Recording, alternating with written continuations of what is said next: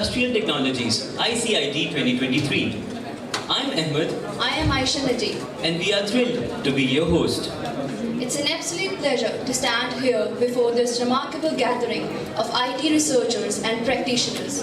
ICIT 2023 is a testament to the power of collaboration on a global scale. Absolutely, Aisha. ICIT 2023 identifies key IT areas and research interest among researchers and IT practitioners from Pakistan and all over the world. Indeed, Ahmed, and this conference serves as a platform for sharing knowledge and expertise among the participants. It's a stage for the world's finest minds to come together and exchange their groundbreaking ideas.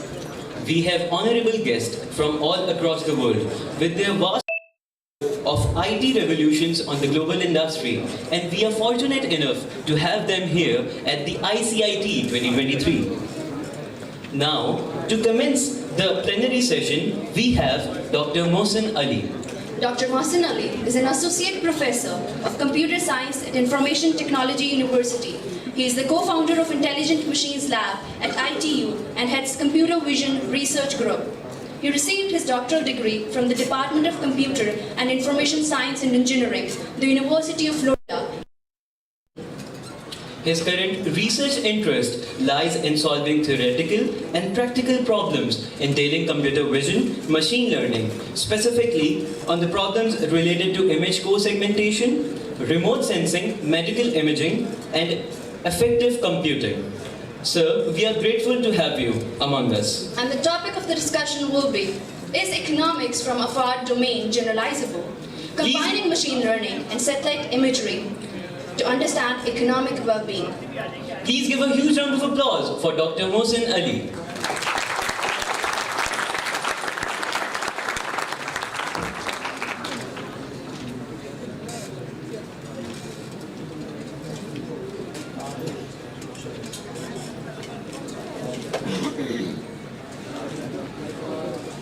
Thank you very much for a nice introduction. I think so I should prepare one which is much suited for people to have a conversation about. So much smaller and much more proper would be, is economics from afar, is domain generalizable or not? So we will be talking about two different topics which mostly are not covered together. One is economics from afar, and another one is domain shift. So economics from afar is like trying to understand economic well-being of an area by looking at geospatial effects, satellite imagery, information that is collected by other sources. And domain shift is understanding how the machine learning algorithms fail when they move from one data to another domain, okay? And how to overcome those challenges.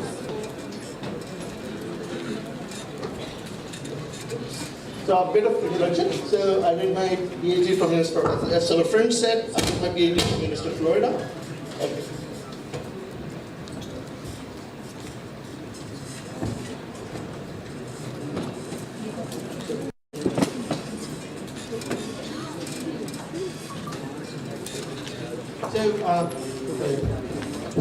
Yes, thank you. So I'm associate professor in Information Technology University, ITU, Lahore. So I established with Intelligent Machines Lab. Sorry, I will say a lot of I's and A's. Sorry about that. So I will be talking about how I did something, and before that I want to tell you what I am doing right now. So I'm co-founder of Intelligent Machines Lab. I'm a Fulbright alumni. I won Google Research Award, Scholar Award in 2021. And I'm a lead computer vision and machine learning research group. And recently I founded a startup called Aditya. I'm not going to talk much about that one. I want to talk much about my research lab. So in our research lab, we have two people, me and Dr. Waqas. Both of us won Google Research Award in 2 years break. I won in 2021, he won in 2023. We have won the funding from the Facebook, National Geographic and Microsoft, and we have worked with the UNDP. We have about 6 PhD students, and we have recently, in the last 5 years, published in Europe, CVR, ECB. They are considered to be the top-ranking conferences in our area, and we have been publishing in ISPRS for our remote sensing work. So After showing off all of these things, then we come to the more brass tacks. So this is our, so basically work on computer vision and deep learning. This is an object detector we try to train. And what we work on, another project we're trying to work on again is effective computing. We are trying to understand how people respond to the media. When, for example, if a sad, what kind of media is going to make them feel sad. This is called effective computing. We published something in BMBC and WACP a few years back. Due to the genetic models, we're trying to relook at the problem. How can we use new genetic models for this kind of problem? And sorry. Okay. So we work on medical imaging. We will be able to publish a paper on this one. Let me run a bit. So basically, I divide my research into two basic domains. Number one, I'm interested in machine learning algorithms that are more interpretable and they require less amount of data. And other one is I want to use the machine learning to create intelligent, interesting maps of Pakistan. I want to collect the information that could help people generate more data so that we can have a much more interesting public space, public domain, that understanding of what Pakistan is doing, what is happening in Pakistan, and that information gap that we feel doesn't exist outside Pakistan and exists in Pakistan could be overcome. Okay, so question. So these are two main parts. I work on the deep learning based set energy analysis, and I work on domain shift. So these are the two main problems we're going to be having conversation about in this session. Okay, so I will explain our domain shift is in next few slides. I will try to jump. Now the main part is starting. So the question I need to ask is that we know that Pakistan is having a huge growth in population. Okay? Okay, oh wow, I jumped. My apologies. Let me move it back. Oops. How can I go back? Go back. No, it's moving forward. Guys, can you help me? Here.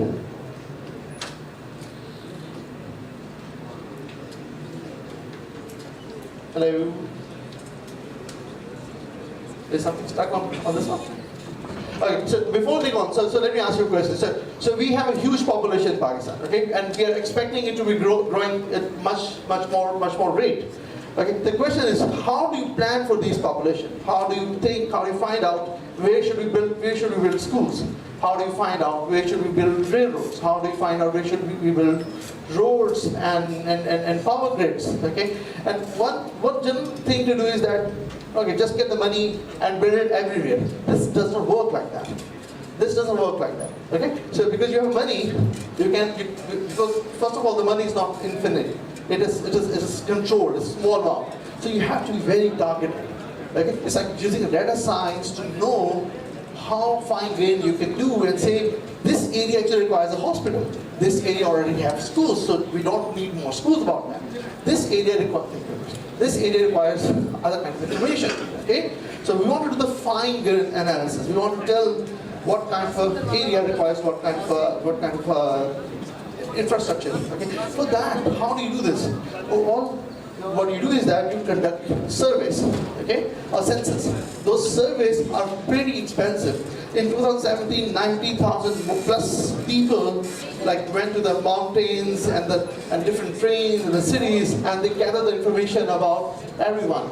Okay, they try to gather information on everyone, and definitely they might have errors or omissions. But this information was in 2017. It took us many years to conduct the census last year.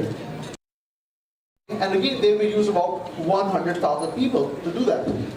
And how do you plan 2024 on the base information which is 1 or 2 years old? Okay? How do you plan for the information which is not fine-grained? How do you plan the business? Forget about the government. How do you plan the business? Where the next hospital should be, where should I set up a next shop?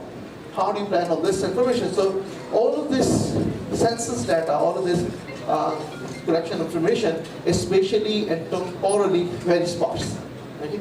And this could be overcome if we can use the satellite imagery and other geospatial data sets or information that is coming from all the sources, newspapers, local information, people putting information on Facebook, putting on Twitter, all this information could be combined together to create something interesting. So we started from a very basic thing. We started, can we actually use remote sensing, machine learning to do this kind of analysis, okay? And this kind of analysis is called economics from afar. So because you're not sending someone to analyze the economics of the location, you're using the information by sitting in Islamabad to understand what is happening in Lahore, sitting in Lahore to understand what is happening in Rawalpindi, okay? So it's economics from afar, okay? I pressed it up when I needed it. It just. Okay, so we started with very basic. Can we train a new network to identify the build-up areas? And yes, we can do that. Then we jump on much interesting questions. It just tells you what the build-up area. It doesn't tell you how many buildings are there, because if you want to approximate how many people live somewhere, one of the proxy could be how many buildings are there, because you can assume that if one building is there are like 7 to 8 people in the building that can give of what could be this. So we ran this thing in the Chorasan region of Punjab, and we were able to identify different together. And this information was basically we correlated with the vaccination activity and the school information to understand which areas people were, which areas were not getting vaccination visits. Okay. So next one. And we ran this in all over whole Punjab, and this gives us a built-up footprint for whole Punjab. And so you can see that which areas have more build-up regions and which are less. These are a few maps we created for. My apologies. A few maps we created for Lahore, Multan, and Sialkot, and you can see. Where there's a difference in one area build up and another area build up, and how can we manage that? Using this information, we can calculate something called population stress. We can identify which locations have now schools with more people to use it than the less one. This can also help you understand how many parks are being stressed out. There are so many people more using that area than the other one. This can also help you understand where you should be building a school, where you should be building a park. And this opens up not the opportunity for the government only, but also for the business. Okay? Now, the question is, can machine learning predict economic well-being? Because right now, we have been only talking about different infrastructure wealth. We're talking about different indicators. Okay, so what about economic well-being? So one of the indicators of economic well-being is multi-dimensional poverty index, MPI. Okay, can you predict MPI from the geospatial data sets? Okay, so we started from this thing. We said, okay, NPI is much more challenging to do that for whole Pakistan or whole Lahore. Let's pick up the 3 cities. We picked up Lahore, Hyderabad, and Peshawar, and then we said, okay, we're not going to do this for everyone. We're going to do this for only the slum areas, because slum areas are the areas which are not documented, and so this means that anything you do, any money that the government takes to improve the condition of the city, these are the people who will be ignored because they are not registered in. You can identify the areas, these are the locations where people should go. So this was our initial, starting from something big, we went for, okay, let's do the first step here, okay? And again, we started with the problem that there are not much data set, and in Pakistan, we have 2 kinds of slum areas, temporary slums and the permanent slums. Permanent slums which have been there for many years, and they have a formal kind of, you can see from satellite imagery what kind of formal boundaries they have. Temporary slums which are right, they were there, or they were moved, or they were becoming kind of slum areas right now. Okay, so we didn't have data set. The first machine learning problem, like huge amount of data set. We started from the names, it took a based machine deep learning model, and we had some result. This is permanent slums in Hyderabad, the output of our model. And in Peshawar, we didn't have any information. So we started something, and not only we don't have any information, as most of you can understand that machine learning models have a high or a reasonable expectancy of failure, okay? What right now you should be questioning is that, can even you tell a slum from satellite imagery? Can you look at something and say, this is slum area? Because if you talk to someone, if you close your eyes, and I do this when I'm giving talk, I ask people to close their eyes and think about the slum. The first thing they find, they will tell me that tin roofs, okay? You don't see tin roofs in Lahore. The weather doesn't allow that. We don't see tin roofs. But are they slums? Yes, they are slums. From satellite imagery, you can not correctly identify the slum area or not. What you can identify is something that has a poor quality of life. So you can say this area is slum-like. So we changed our terminology and said that we're going to be identifying the slum-like areas. This means that our machine learning model is going to predict the areas which are not slums, but they have a slum-like structures there, like dense population, dense gathering, streets are not big, greenery is not there, all of these things. Okay?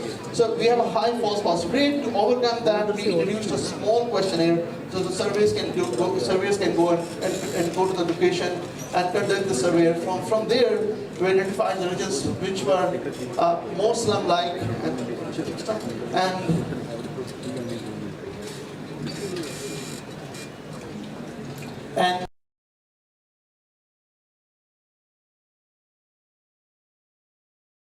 surveys are conducted.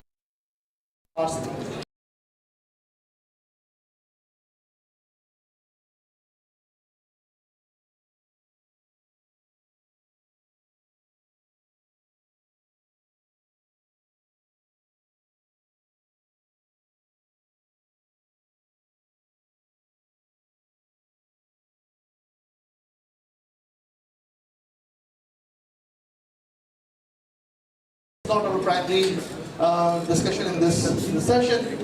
We identified that many people, regardless of which city we went to, education was something they were all wanted to have. Education was something they all felt they should be the part and package of how the improvement should be done. So what about memory slums? I will again jump very quickly on it. We use a machine learning technique where we have a small amount of data. We introduce a human in the loop so that we can train a machine learning model over small data and then can improve over it. Then finally, we converted this thing into a semi-supervised, semi-self-supervised approach so that we don't have any human there. We start from only 32 images and then expand that over the whole Lahore.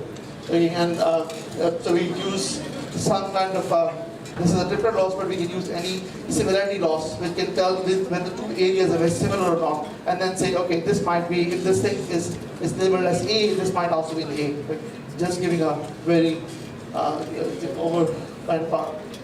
introduction here. Paper is available.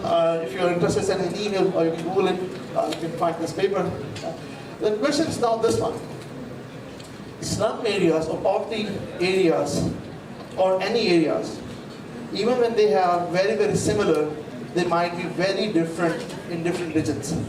Okay? We assume homogeneity. We assume that certain things will be very same, regardless if you are in Nigeria, regardless of in New York, regardless of you are in Lahore, regardless of in Bangladesh or in India. But that's not true. We know that that's not true. But our machine learning algorithms try to see these things as the same problem. Okay? So this means that our machine learning algorithm is going to fail there because it's not going to understand that rich areas look like that too. Okay? They're going to fail. So why is that the case? That's the case because there is something called domain shift. So most of the machine learning algorithms, right now we use them, they are kind of supervised. This means they have images or they have samples and they have labels with them. And we train our machine learning algorithm over those labels. We try to fit our classifier or regressor over those labels. Okay? And you can if you guys can just allow me, let me say, when we do this, we call this a source domain. Okay? Right? So for example, if you guys are working on computer vision, many of you use MNIST dataset. Simple 1, 2, 3 written with a black background to train a machine learning model. But that machine learning model, when it goes to somewhere else, for example, real images, it will fail. Okay? Now, as distribution has changed, the label distribution has not changed. The distribution of representation of images has changed now. Okay? So we are doing the same task is same, but our distribution has changed. This is called domain shift. That shift has occurred. With both classes, the same classifier, which could classify things very properly in a source domain, is unable to do that in target domain. This thing became very popular in the last few years because we are trying to do automatic vehicles. We're trying to see that self-driving vehicles should be working. So self-driving vehicles rely on reinforcement learning. And for reinforcement learning, you can have a simulation. Simulations are generated from some graphics data. And once you train them, you can bring your Tesla to drive on a road because an image that was simulated is very different from the real life imagery. If to make it more easier, think about you train Tesla on a Californian roads, okay? And then you bring it to drive in the inner city of Lahore. Most of it's anything, but somehow humans are able to adjust. Humans are able to adjust, but machine learning algorithms cannot because they're brittle. They learn shortcuts. When they learn shortcuts, any challenge to the decision results in loss of precision. Okay? So, what I want to do is that I want to work on domain generalization and on unsupervised domain interpretation. This means that for the other domain, I have the imagery, but I don't have any labels. For domain generalization, we assume that we don't even have imagery of the target dataset. Okay? So, actually off my that indicates how clumsy I am. So, okay, so we took satellite imagery from these two areas. Okay, and there was a NUCES paper. They released this huge data set, but they were doing the poverty understanding. They were doing poverty estimation using all of these imagery. So we divided them in two locations. We said one of them is the source. So South Africa, all regions of Africa, we will take them as source imagery. This is the imagery our machine learning will train on, and we will test on the target data set. Okay, so this is what we do. Okay, and AWS asset wealth index, it tells you how rich or poor this neighborhood is. Unfortunately, it fails. If we test it or train it on Senegal and test it on the Bangladesh, the output fails. Okay, this means machine learning algorithm is not able to properly adopt or work on the different domains. How can we overcome this? So the next part of our conversation will be about how to overcome this. So these are the few things we do in adaptation. One thing is input space adaptation. If many of you have used, for example, GAN-like data structures, you will understand that basically we're trying to adopt the style of one image to another one. We're saying that the style of this image should be made to that one. You can see that the target domain becoming kind of a source domain. This works only on the style side, doesn't work on the semantic side. Linear space adaptation, you use some kind of adversarial learning, and without giving the labels, you want to make it work. Similar kind of thing could be done for the output space adaptation. You can try to adopt, you can say that if I pass 100 images, the kind of distribution of output I'm getting should be very same in target and source. That doesn't work much well because a lot of information is already lost. What I really work on is self-supervised learning, or actually much proper way to say is that self-training. We generate pseudo labels. Okay, so the answer is that you already have a trained model. Take that model and run on the target images. Okay, and from there you can pick up some samples, which you say they are right. Even if the target domain, the prediction is right. The big problem is how to define the criteria of what is right and what is wrong. So our strategy is to learn in variances. So any of you who has trained a machine learning model know that, we try to enforce machine learning model to overcome invariances. Okay? So for example, we don't want Tesla to only detect big cars. We want Tesla to detect small cars too. Okay? We don't want machine learning algorithm to detect the small tumor. We want them to detect tumors which are wrong too. We want to detect houses which are rotated also. We want to detect the cancer cells which are rotated also. Okay? All of these invariances are something which our machine learning model is able to overcome in a source domain. In a source domain. This means that we can use the same invariances. We can use the same. So this is an example of that. So you can see even in the data set, we have images where the same object could be of a different sizes. So our object detection algorithm is already able to overcome these situations. So we designed two algorithms where we used this as a constraint.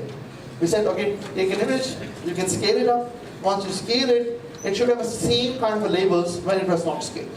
Okay, take an image, take a part of a, take a multiple translations, okay, and all the labels that come, you can kind of apply conformity laws. You can say all of these labels should conform to each other. So one technique could be, you can say, okay, if my labels don't change when I do translate, I take the average of those, then it means that, or I understand the uncertainty of those points, then I can say, okay, these labels are good labels. Okay? So for example, I take an image, I translate it, I translate left, I translate down, I translate up, I get all of these outputs. And then from there I can see which output is something which remains stable, doesn't change much. Okay? Uncertainty is not high, uncertainty is low.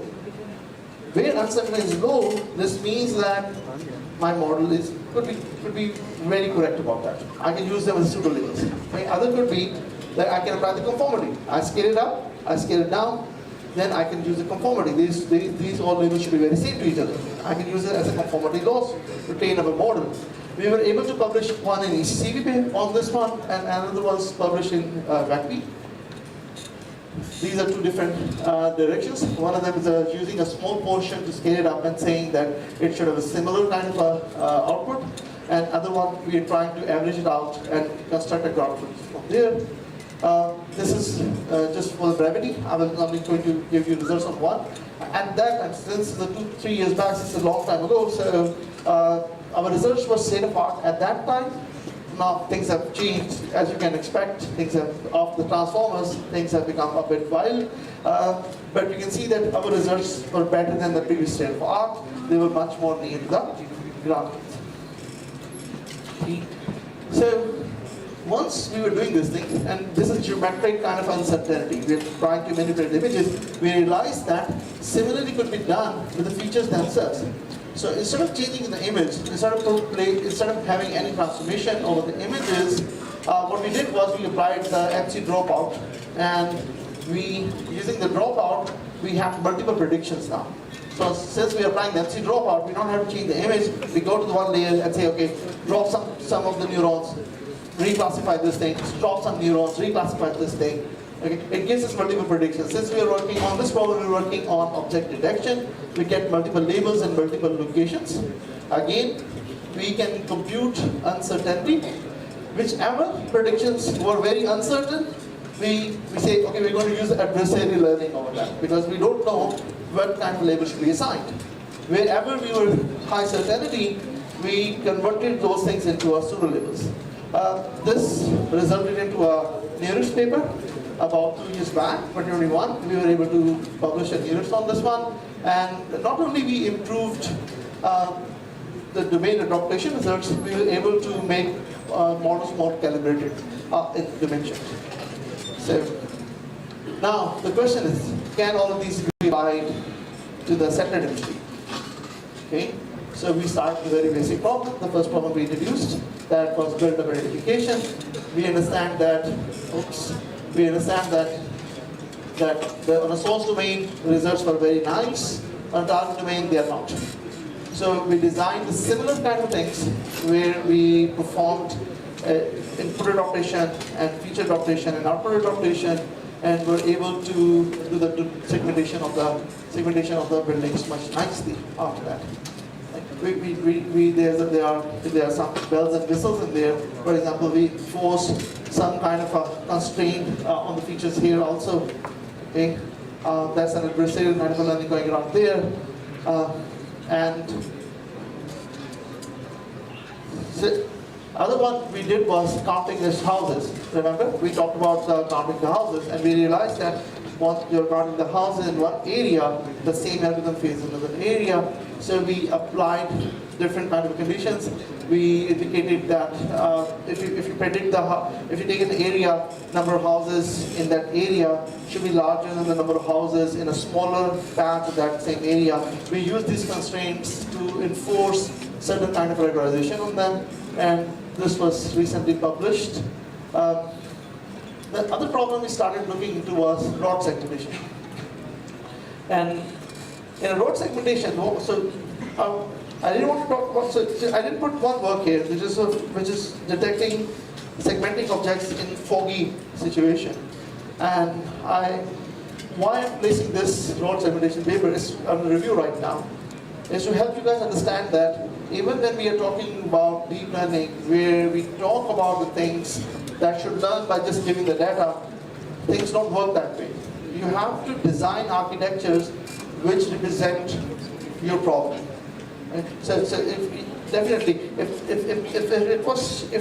we could model some new network that just take the data and the labels and learn anything, that would be great. I mean, that would solve the problem. But that is not the reality.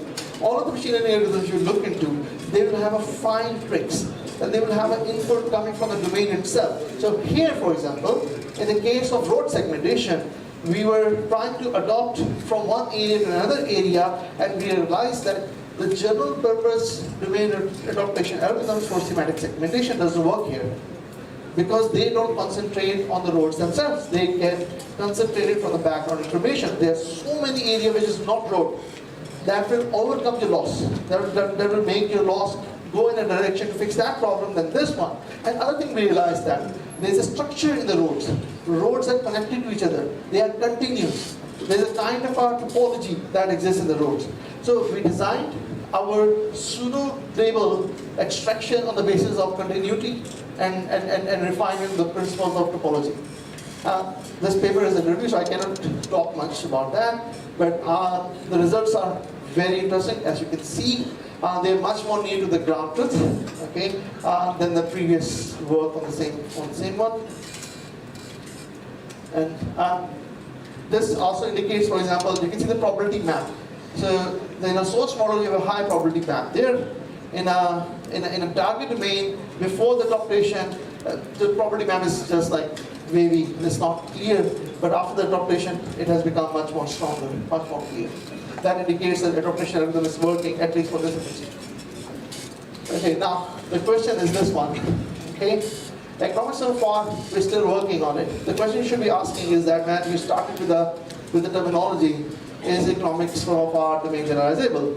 And all you talked about is domain shift and domain adaptation, but you've not talked about generalization. The problem with this thing is that we don't have final results from that. What we have shown is that in general, in principle, it's not generalizable. You train something, domain shift occurs, it still fails there.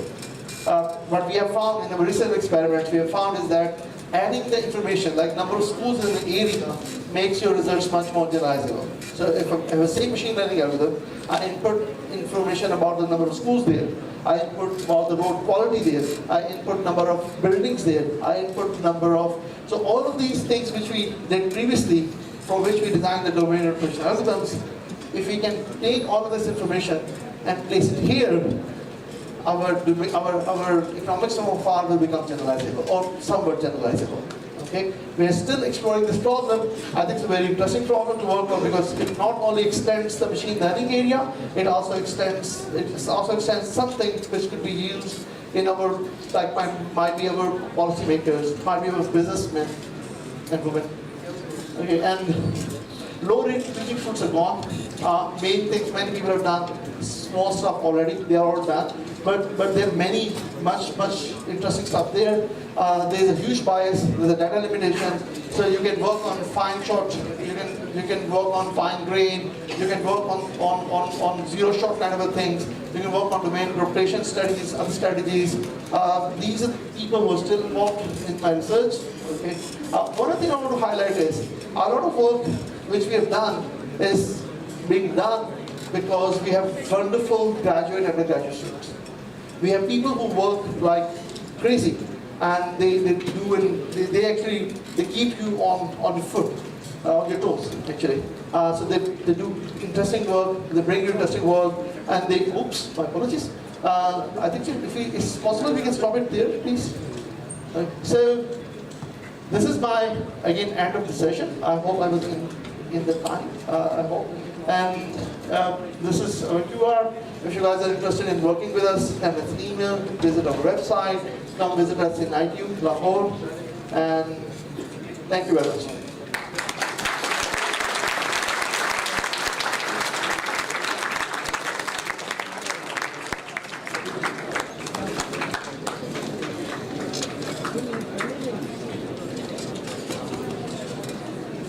Anyone has any questions? So how can we?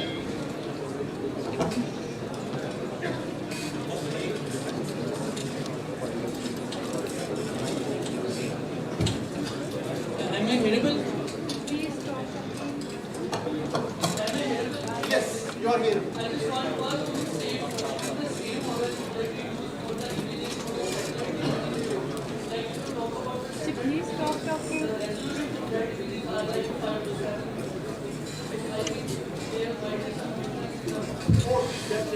Definitely. You're very right. One thing I should have said was that I'm only using a visible spectrum. So I'm not using multi-spectrum. Yeah, that was on my part. Yeah, you're very right. Due to resolution, things become much more interesting, but also if you take the cloud, there could be different weather conditions that would change, sunlight, rectification, all those stuff can make your image much more noisy than the ground image. Like usually we take the ground, that's much more easier in certain ways than the secondary image. But other thing in secondary becomes much easier is that unlike the ground imaging, where the radiation changes the aspect of what could be sky and what could be the ground, that doesn't exist in our secondary. So you can use much, you have more flexibility to apply different kind of constraints. So because if the road is going that way, you translate a bit, it still remains a road. Translate like that, it still remains a road. But if you take a ground image and flip it, sometimes you will not be able to tell whether it's sky or not. It should be sky. So yeah, you're right. You think of secondary change the model. But we need certain tricks, for example, micro-sharp. I mean, have a large convolutional layer here, so we can extract. Because the multiple model information is much larger. You don't have to change the model itself. You need to send what is actually missing in secondary. Secondary noisy, for example. Because we take the public one, really available one, low resolution one, noisy one. And already not available again and again. So you have to fix your architecture. But not, the principle is that the same principle will apply if I'm doing underwater. The same principle will apply if I have a noisy end sensor, end camera. I hope I answered. But now what happens is saying, take it with a big pinch of salt. Okay? Because half of time will be wrong. Okay? And if that's the case, send me an email, tell me A value is wrong. Okay? Anything else? Thank you very much, Dr. Nasir, for the nice work and presentation. Can you tell me what are the sources of acquiring the remote sensing and satellite images? And the second question is, can you elaborate a little bit more detail on having a survey, especially from the Peshawar? I'll take an example. From the Peshawar case you were presenting, you were telling me from the flow chart that you conducted some surveys. So may I have some little more details of what kind of surveys and how you coded them for the models? I cannot say much because it's not published and now we are trying to publish it. but I couldn't do this thing in that. So what I was saying was that in the shower, whomever we had a conversation with, the first thing they said that we are not starting. There was no proper documentation. Unlike Hyderabad, unlike Lahore, Shakti, and then we can have a person, this laka yahan pe hai, go there, this is the model. So, and we know that our machine learning so we have to work the area. But the first thing that we was positive. So we couldn't conduct surveys in all locations. So what we said was we will make a visual survey. And it's a very environmental survey. How many open manholes are there? How many streets are dirty, broken, and stuff. Something visually, and we gave it to the survey. And they can quickly go and survey. And by a survey, the survey that is used with NCI, created a very important thing that 30 pages is something like that. So using this initial survey, we were able to remove many areas where our machinery exam said, but we done that, but we were not starting. And that was not, and other time separately, we tried to everything we can get from the group, but we rely on central also, and just maybe try to get website available for each supply data. I think they will give you more resolution and more specified. we can have We can have some. Yes, I have. Recently I have started. I would love to, we can give you more pointers and questions. So I have here at the end. I'm localizing my, okay, fine. So I have like two questions. Last question I've been told. Yeah, I have like two questions more than two one.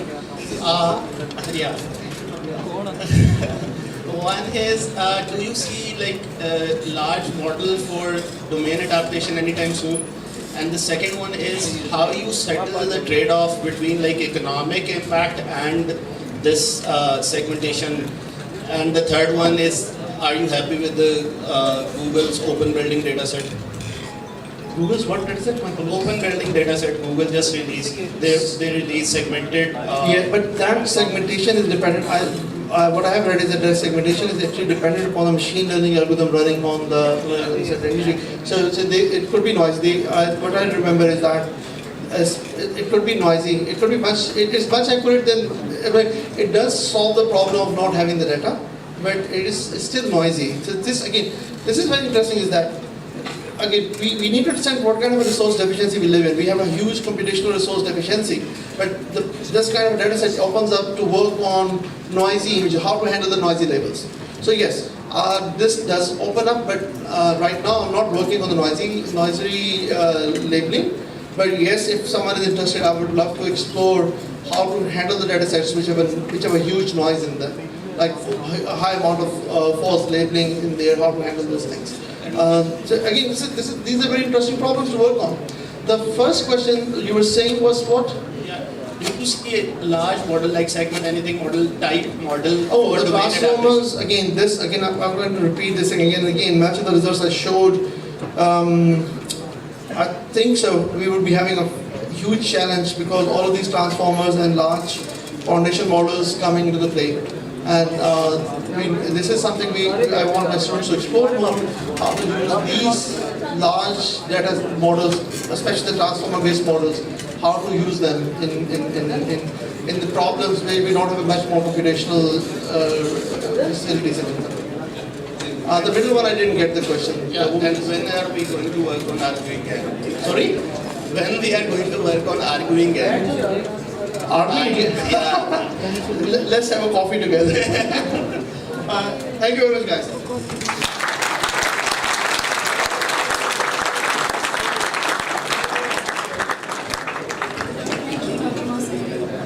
It's a pleasure to have your valuable insights into the subject today. We have a short video of one of our sponsors, Steady Idea. They are the official representative of top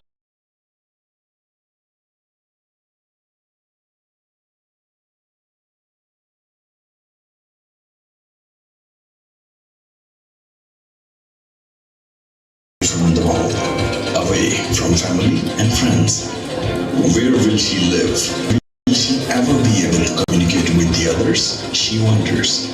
So, what's the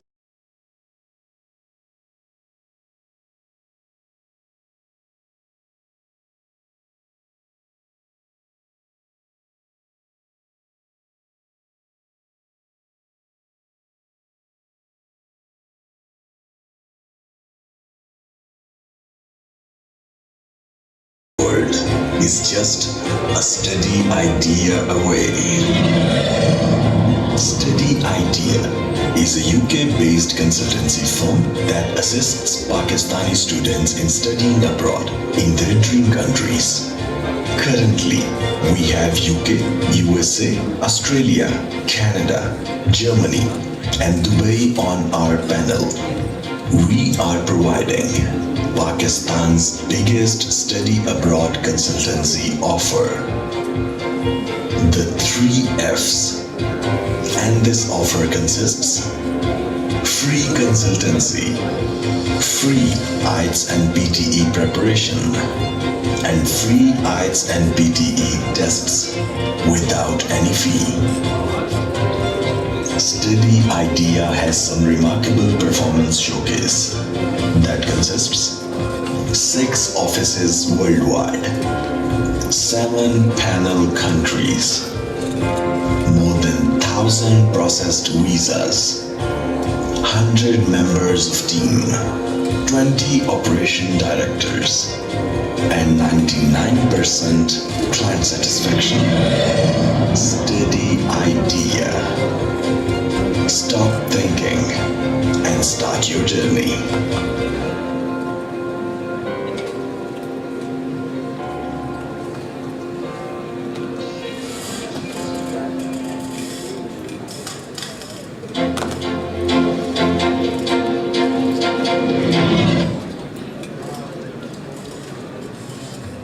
Thank you, Study Idea.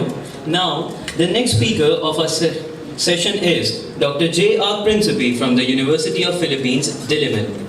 He is the faculty member at the Department of Geodynamic Engineering, faculty affiliate at Energy Engineering Program. Wait for a second. He received his PhD in civil engineering at the University of Tokyo. Dr. Principe's past research projects were mostly on the applications of geometric engineering and geomatics. Dr. Principe, the project leader of SENAT, presented his study on the land cover, change dynamics and socio-economic impacts of areas converted to solar farms during the 2023 together with the NEC. Project SENAT strives to carry forward and promote the vision of research for sustainable development and nation building. It's an absolute pleasure to have you here among us, and the topic of the discussion will be geomatics technology and the assessment of renewable energy resource potential. Please put your hands together for Dr. J.R. Principe.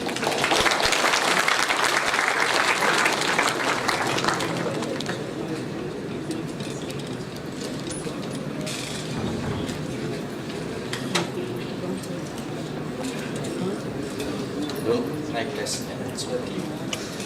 Good afternoon. It's really my pleasure to be here in Pakistan. I would like to thank Dr. Zashad for the invitation.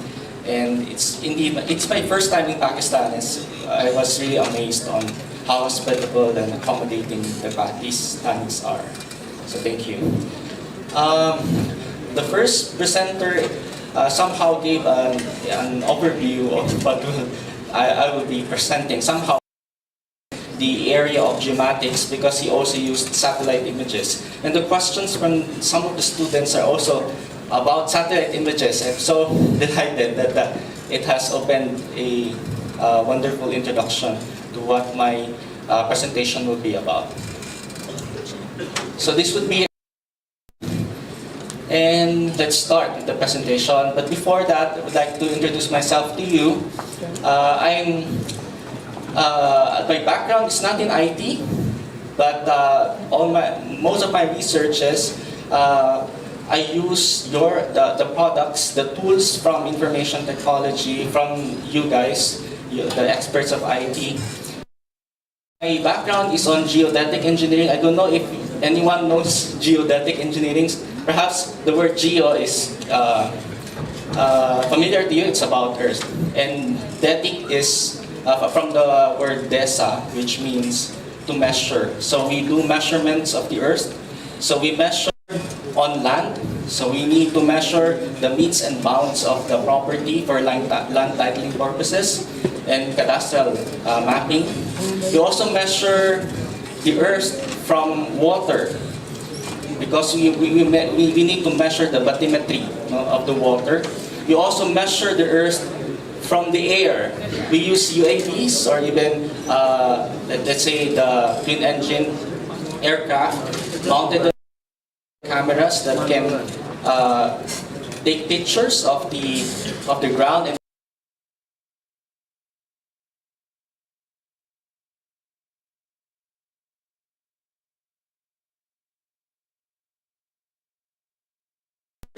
through space, because now we are in the advent of space technology, so we use satellites as platforms to measure or to take pictures, quote unquote, or images of the surface of the Earth. We process the images again using your algorithms to do, let's say, image classification for land use, land cover, change detection, and for other purposes, including what I will be presenting today. Okay, I'm currently a faculty member, associate professor at the University of the Philippines, Department of Geodetic Engineering, and the Training Center for Applied Geodesy and Photogrammetry. I'm also the head of the recently instituted research laboratory in the department called Geomatics for Sustainability and Renewable Energy, or SureLab. I also handled classes in the energy engineering program of the college. And my research interests are, of course, remote sensing, geographic information system surveying, because I'm a geodetic engineer, hydrology, because my master's thesis before did hydrologic studies, especially on sedimentation, assessment or estimation of sediment yield discharge in a large river basin, of course using geomatics. And lastly, my dissertation was on renewable energy assessment, solar PV in particular, which I will be talking about in the next few slides. As I mentioned, my research lab is called SURE Lab.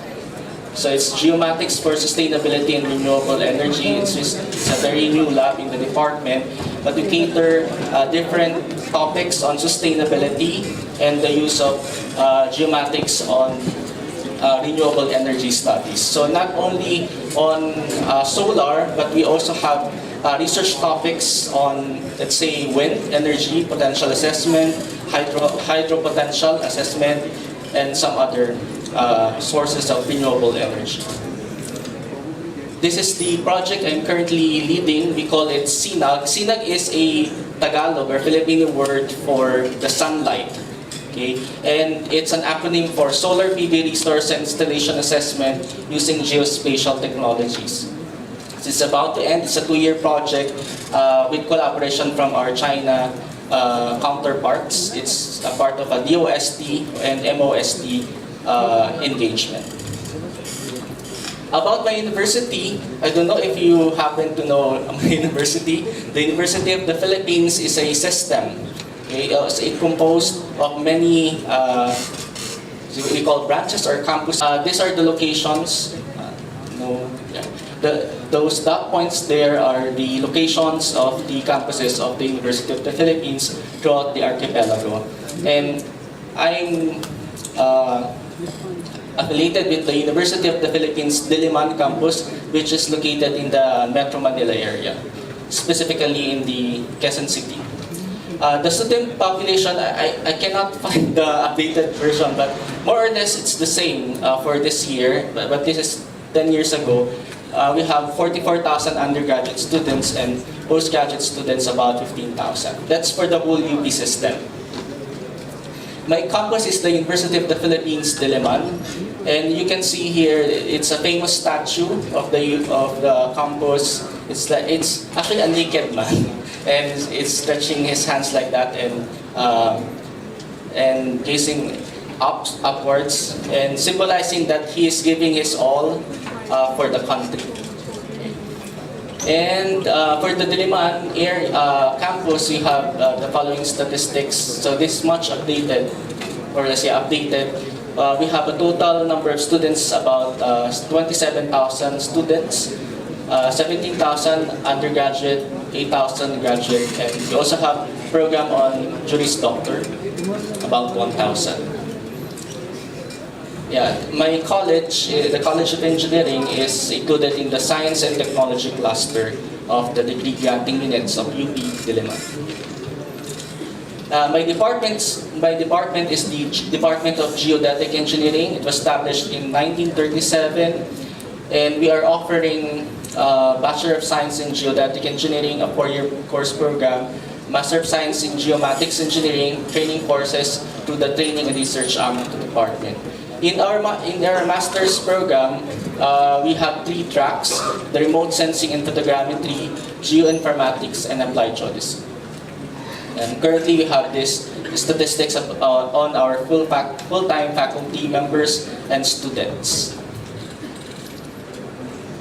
Now, we go to geomatics. So my talk is about geomatics and its application on renewable energy resource potential assessment.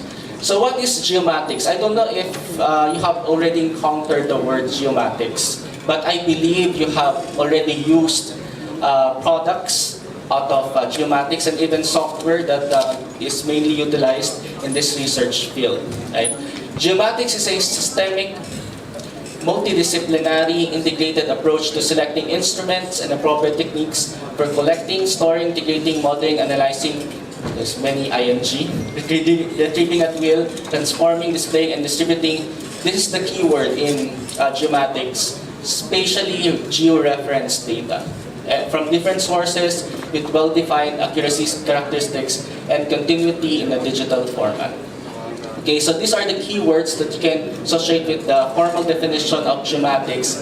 But let me focus on spatially georeferenced data, meaning your data, although it's digital in raster format, it should have it should be georeferenced, meaning it has its own coordinate system, well-defined coordinate system, so that if you load it in a, let's say, a geographic information system, and with other data, okay, with defined reference system also, you can easily overlay all these images. And these are other fields that are connected with geomatics, of course, remote sensing, photogrammetry, geodesy. Your field of computer science is also very important in geomatics, etc. And again, this is spatially oriented analysis because you cannot correctly analyze your data set if they are not of the same spatial reference system. Meaning if they are different projection, right? You can easily detect that it's not your data set are not on the same reference system. If you load one and it's located in this side of the monitor, and the other data set is located in this side of the monitor, okay?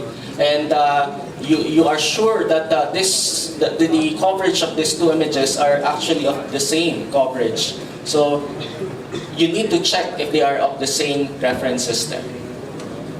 So it's done to understand spatial phenomenon. The advantage is spatial coverage, especially with remote sensing, satellite remote sensing images, which can cover a lot of or huge area, okay, in one snapshot. And you can do both local and global analysis in this kind of analysis. It's also multidisciplinary and interdisciplinary. For example, in sedimentation studies, you need to engage different fields in hydrology, geology, surveying as part of geomatics, and ecology. It can also be interdisciplinary, like if you merge the specialization of geosciences and information systems, then you can create a new field called geoinformatics, which is very popular now.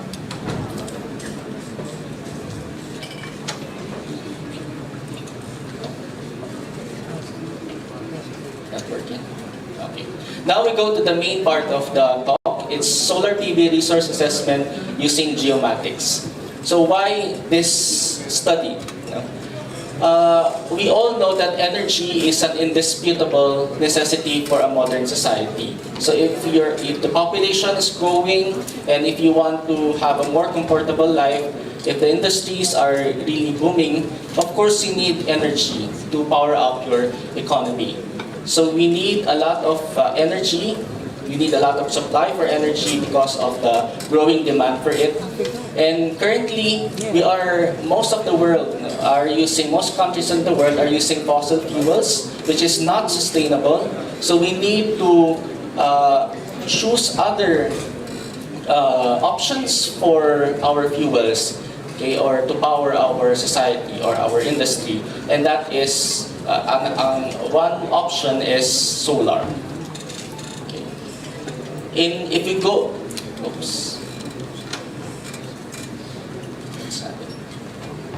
if you look at the energy mix in the global and regional scale, you can still see that there's a huge dependency on fossil fuels.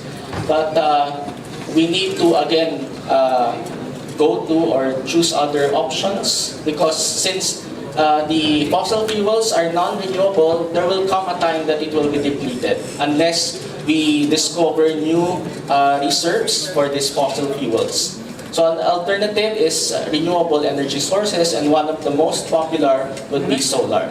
And the first time I went here, I think yesterday, when we saw the parking area, there were solar panels. I was so thrilled because that is really the application of that is it's dual purpose. You generate electric power, but at the same time it's on the roof, giving shade to the cars that were parked there. Actually, that's one of the major advantages of solar energy, solar PV systems, because they're scalable. They can be as large as utility-scale solar farms, but they can also be very small, as in distributed rooftop systems. Okay. So mainly the motivation of this study is on the previous studies are more concerned on the theoretical aspect, meaning with this amount of solar radiation that are estimated in the area, what is the theoretical, meaning the maximum potential that your solar PV systems can generate. Okay, and most of the models, they estimate, they just give a fixed or constant factor in their models to account for the decrease caused by meteorological factors such as the effects of dust, the effect of high temperature, in temperate regions, the effects of snow. Okay? So they have just, let's say, 0.50 as the reduction factor. So we need to have a model that is somehow adjustable to the local settings of any area. Okay, so that is those are the objectives of the study: assessing the available solar PV power potential, considering the effects of high temperature, dust, and snow in the Asia-Pacific region. So this is applicable only for the study. It is applicable for the Asia-Pacific region because the satellite data that I used here is from Himawari satellite of Japan. And later on, for the CNAP project, we used also the Fengyun satellite, or the Chinese satellite, for the assessment. And the next objective is to give recommendations for solar PV installations in the region to mitigate the effects of the said meteorological parameters.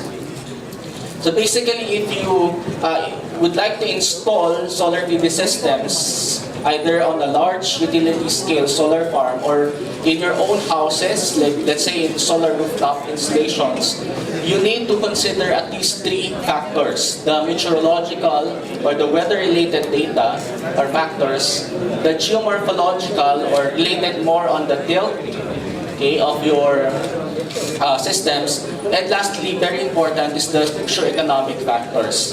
Okay, because we all know that it would take a lot of money on the initial investment, but let's say in the whole lifespan of the solar PV systems, about 20 to 30 years on average, they can give you a return of investment for some would say 5 years. After 5 years, you can get ROIs. So, but for this presentation, I will mainly focus on the meteorological factors and how satellite data can help us do the analysis. So for the meteorological assessment, I use different satellite data. So not only the satellite data, they are not limited on the land cover analysis, but you can also use data, satellite-derived data on, let's say, SWR, which is shortwave radiation product. And cloud optical thickness is a parameter that estimates how thick the clouds are in particular areas. And the computation of the estimated cell temperature was done also using satellite-based approximations. And for the dust effects, I used the MODIS product, okay? And the GSMAP product also is a rainfall or precipitation data product derived from satellite data as well. And for the snow effects, I used a MODIS product again, MOD 10, and SWE, or surface water, snow water equivalent. So these data are processed to compute for the theoretical, meaning the maximum potential for solar PV estimation, as well as the estimated effective solar PV potential. Effective because you already subtract the effects of the meteorological parameters, including the effect of dust, high temperature, and snow.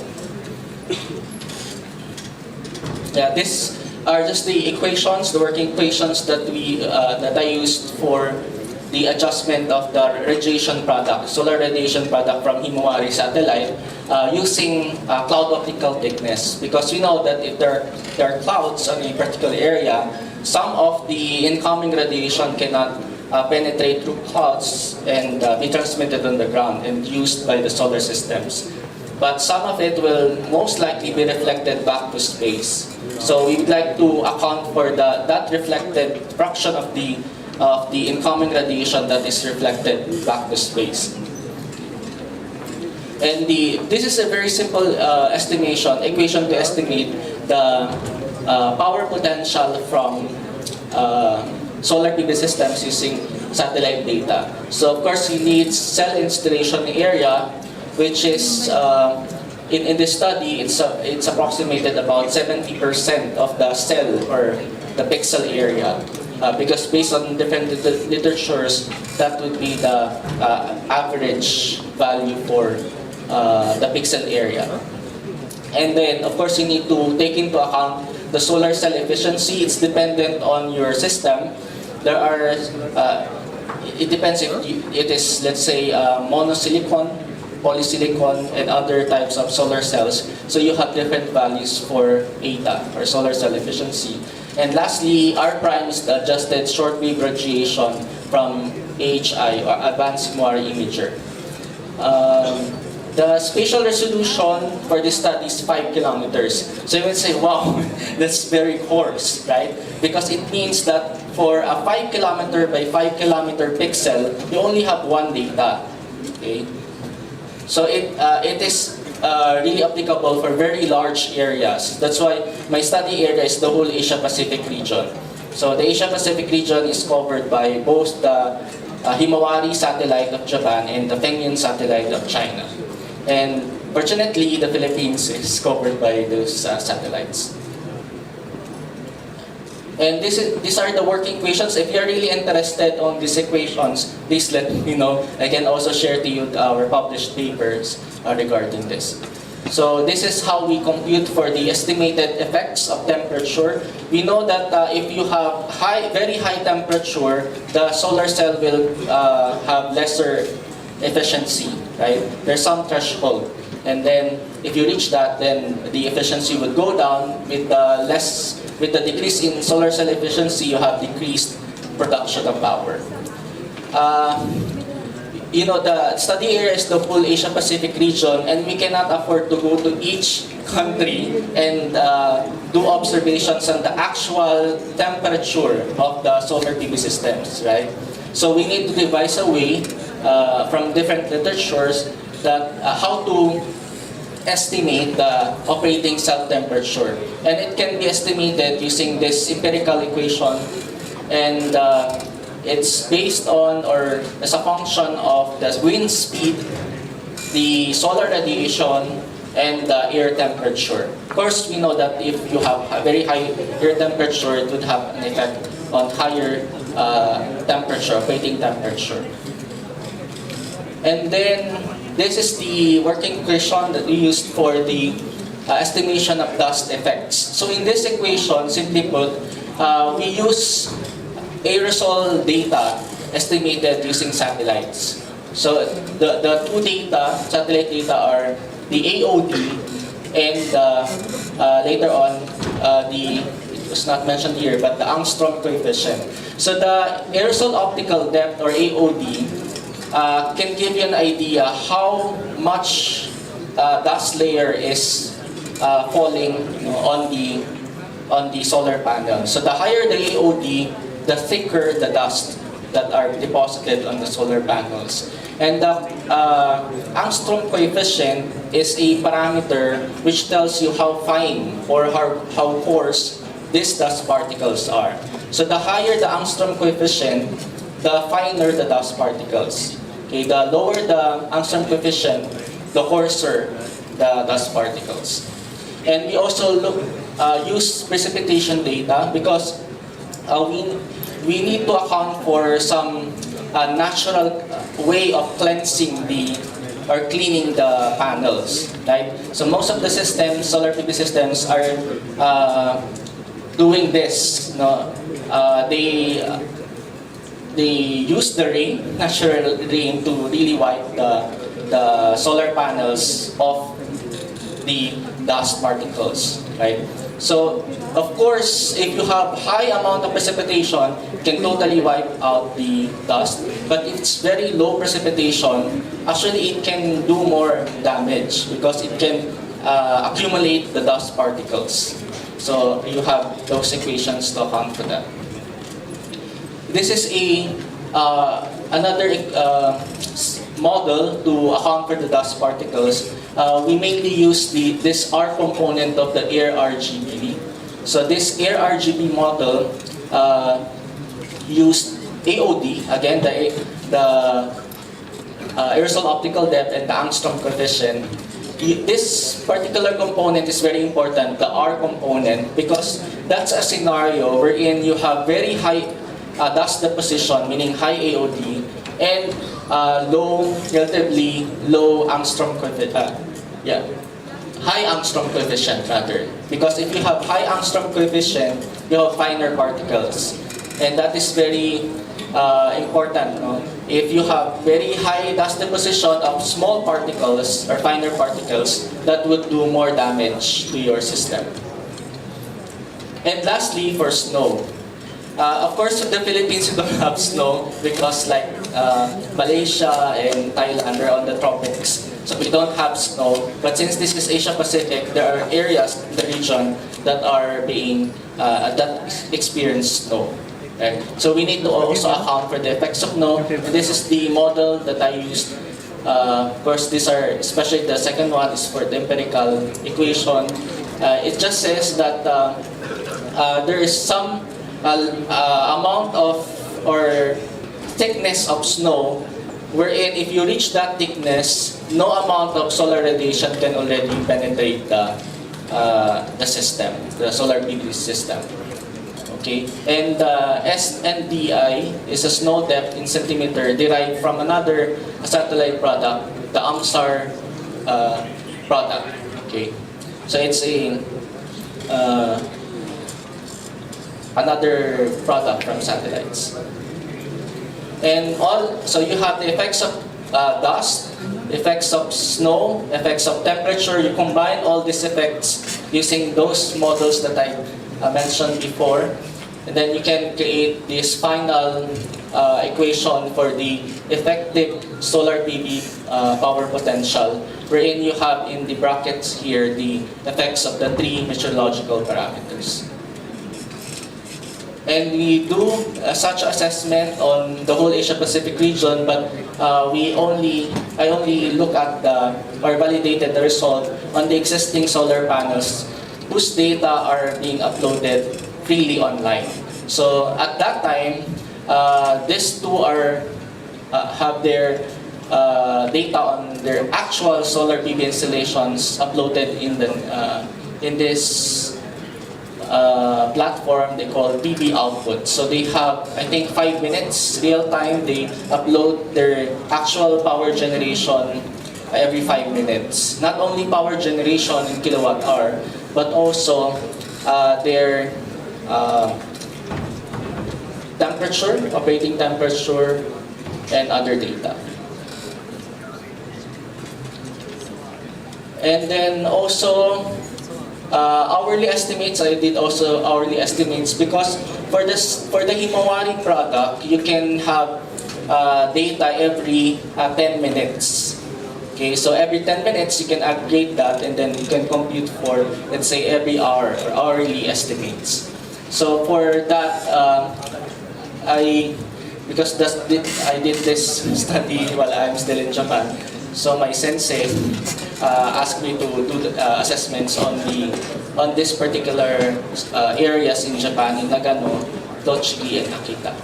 So they have very good installations on the detection of snow and the depth of snow. Yeah, and this is just the how to assess for the model performance using the PPE, or percentage prediction error. And as you can see here, as per the results, this is the theoretical power production of solar PV systems in the Asia-Pacific region in different seasons. I'm sorry because I think Pakistan is not included here, but actually after this, maybe some students will be interested to apply the same methodology in Pakistan. Yeah, so for this, we can see that for the Asia-Pacific region, generally we have very high potential in solar PV production, especially during the June, July, August season. The maximum value can reach about 2.5 gigawatts per cell area. And that is completed using a solar cell efficiency of 17.47%. And some are experiencing low potential, especially in the area, let's say in Australia, due to topographic shading, like in the mountainous region, and also some short sunshine hours. Of course, if there's no sun, you don't have solar radiation. And I look at also some key cities in the region and notice that some cities are having high potential for each particular season. Okay. And this is the total effect of temperature, dust, and snow to the power production of solar PV systems. So we can see that there are areas in the region that are experiencing very high decrease in production due to these meteorological factors. These are already aggregated total effects of the three meteorological parameters. And it was estimated about only 2% the effect of high temperature to the decrease in solar PV production. Thus is at 22%, and snow can reach as high as 100% because it is really having a thick snow, then you cannot produce any power. And this is also a graph showing the distribution on the effects of snow, temperature, and dust. You can see, for example, in Khabarovsk in Russia, during December, January, February, about 99% of the production was lost because of the heavy snow. But in in China, in Beijing, China, mainly snow is the biggest factor to the decrease in potential during winter season. But for the rest of the seasons, they have about the effects of snow and dust. And on summer, mainly dust is the major factor. Yeah, this is for Russia, and this is for the tropics. This is the case for Jakarta in Indonesia, very negligible effect. And this is the, what I did here is I combined I input you have the raster layer for the temperature effects, the raster layer for the dust effects, and the raster layer for snow effects. So I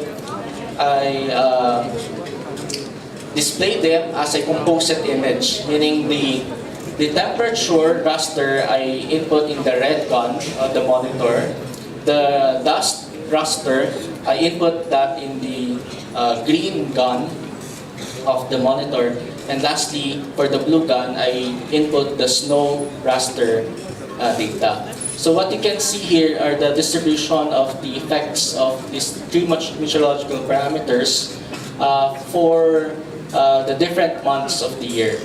So if you look at the wheel here, color wheel, you can see that for areas that are in yellow or orange, that means that they have almost the same amount of influence of dust and temperature, meaning almost, let's say, 50-50, 50% effects of temperature, 50% effects of dust. And you can see areas in, for example, in some parts of India experiencing dust and temperature effects, and even I think part of Bangladesh is also shown here. Yeah.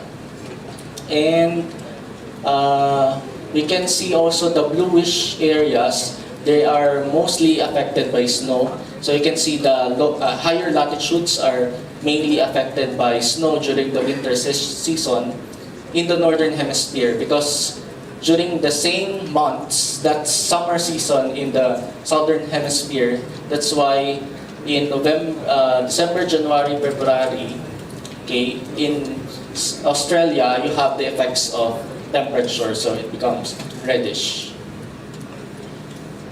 Yeah. And these are, for the validation, you can see the model still has some rooms for improvement, because there are areas that, there are months that are having overestimation, but there are also months with underestimation. So these are the case for installations located in Perth, Australia, and in Bangkok, Thailand. Yeah, and this is this is the case for the snow effects. So as you can see, during the high snowfall days, these systems are expected to produce no power at all. Okay, so upon reaching the threshold of 12 centimeters of snow depth, we cannot expect any production. So that's a regional scale assessment. So now in my project, in Project Sinag, we concentrate more on the local scale, on the Philippine scale. So again, this project is under the joint research program between the Department of Science and Technology of the Philippines and the Ministry of Science and Technology of the People's Republic of China. The engagement with the Chinese counterparts is very important, because they are the ones providing us with the Fengyun satellite data. And if you try to download the Fengyun data, has anyone tried the Fengyun satellite data yet? None yet. If you download it, compared to, let's say, Himawari, you may have some challenges, probably because most of the documentation are still in Chinese. So if you are, you can read Chinese characters, then it's easy for you. But most, if you, let's say, if you load it in a QGIS, Quantum GIS, I think some of you are already using it, the data is somehow somehow distorted and translated in areas that are really unimaginable. So this, the counterparts of the project in China, the CMA, the Chinese Meteorological Agency, they process it for us. At the same time, they give us the code, the code to properly georeference the data. So if you're interested, I think you will not be interested because the Penguin satellite does not cover, I think, Pakistan. Yeah. So actually, I would like to talk with you if you have particular satellite, weather satellite data that are focused on the Pakistan area, because I don't have any idea for that. Yeah.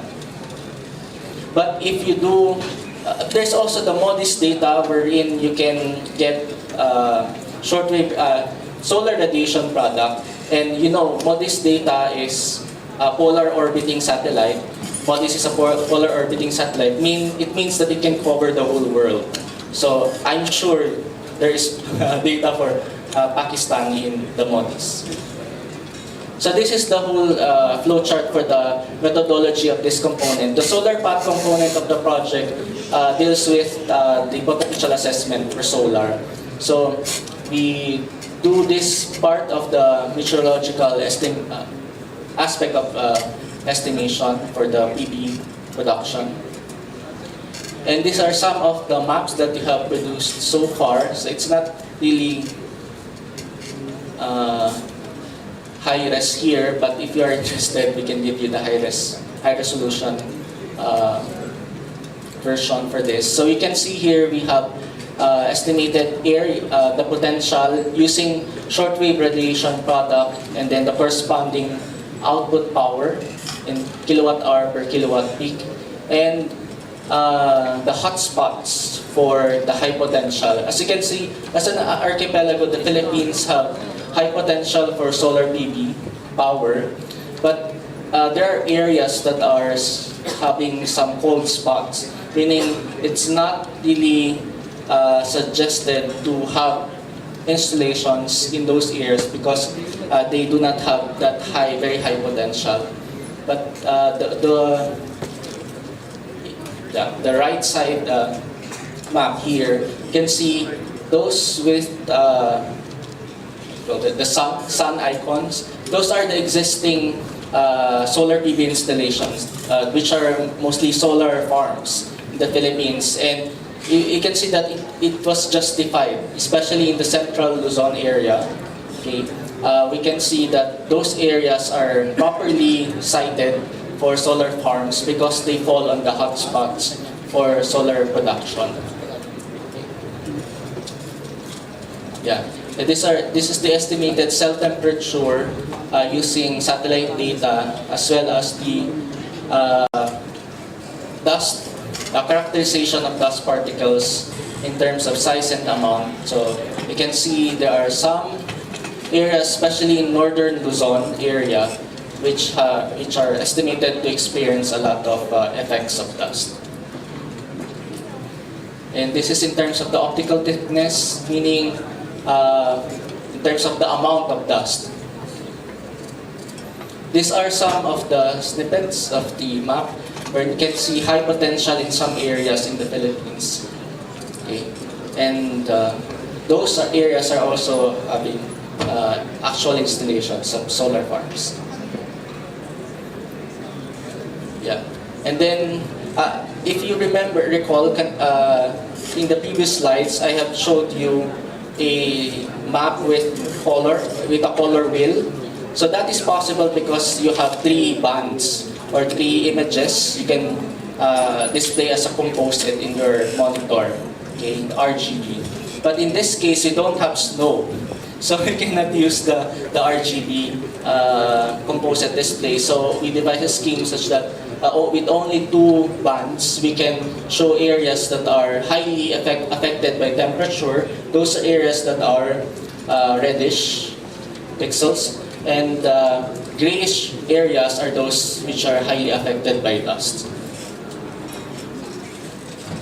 And to conclude the presentation, we can say that the region, Asia-Pacific region, is rich in solar potential. That's why if you read some reports on renewable energy installations, you can see a lot of installations are already existing in this region, especially in Southeast Asia. You have lots of installations there. And of course, the leading countries with installed PV systems, China, have high potential for that. And this information is necessary in planning for any projects involving solar systems, the possible output power loss, which varies by location and season. And based on the results of the study, we cannot easily depend on the natural rain to wipe the dust, at least for this region. So we need to do some manual cleaning still. But there are also some companies that are using robots to automatically clean the panels. But of course, it would entail additional costs to do that. And further, updates of the model mainly on estimating more realistic values for the cell temperature and other concerns here, especially for the snow depth estimation. I think Pakistan has snowy areas, right, in the northern parts of Pakistan. Do you have solar PV installations in those areas? Anyone who would know? Not really. Okay, so more on the southern part of Pakistan, understandable. Wind turbines, okay. And these are some selected references you can work on. And that is the end of my presentation. Thank you very much. I hope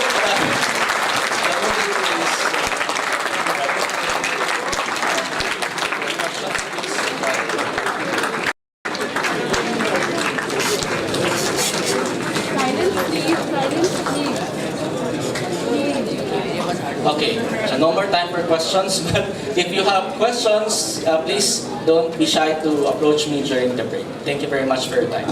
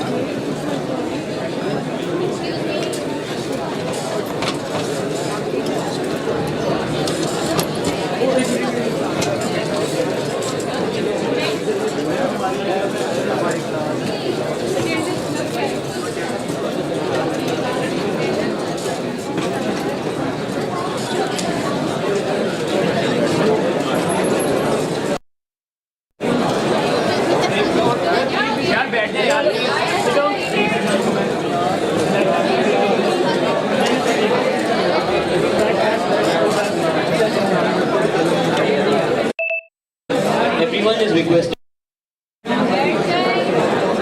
kindly maintain the decorum.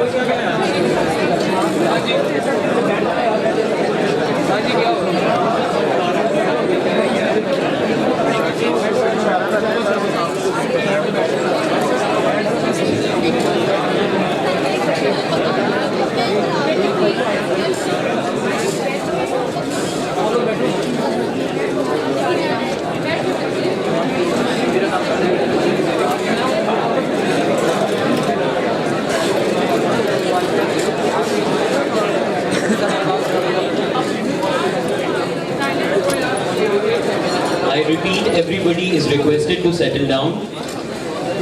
Kindly maintain the decorum.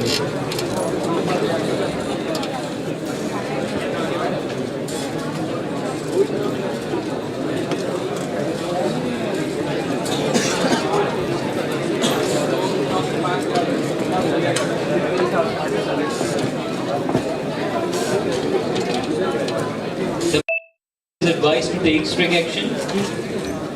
Everybody please settle down.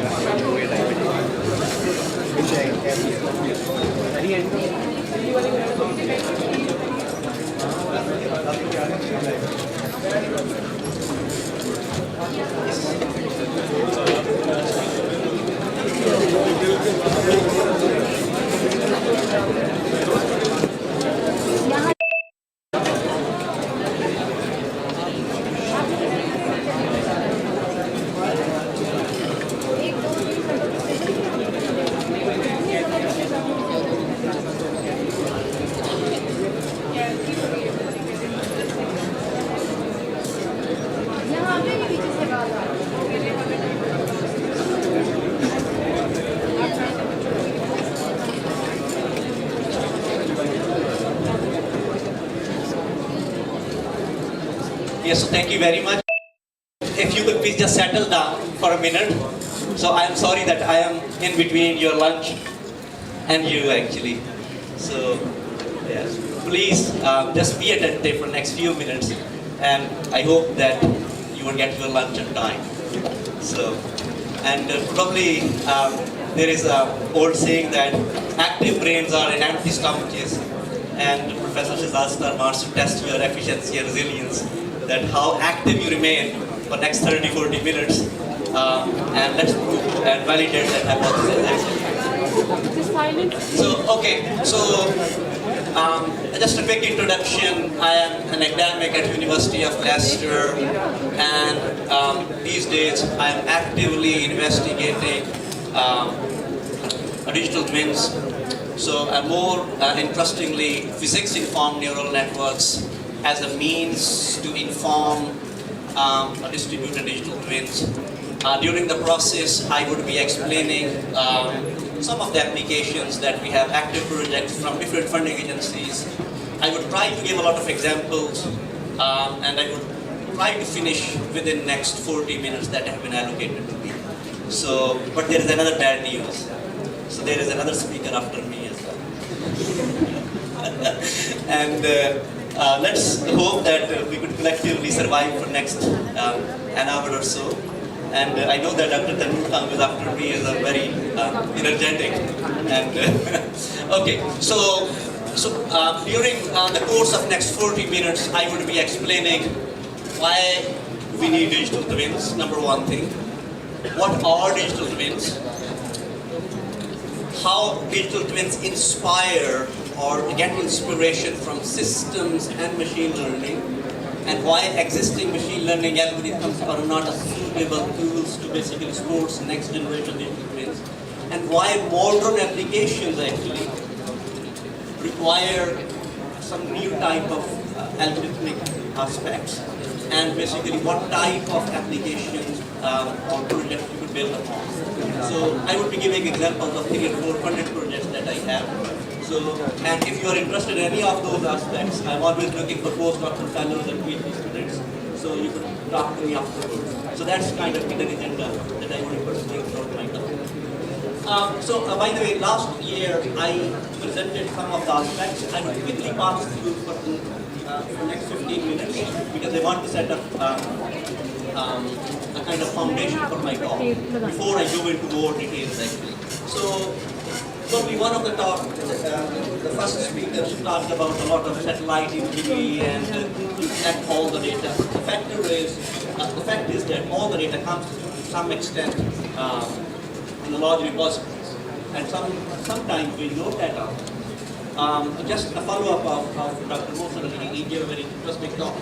For Leicester, Leicester has been sending instrument to space since 1967.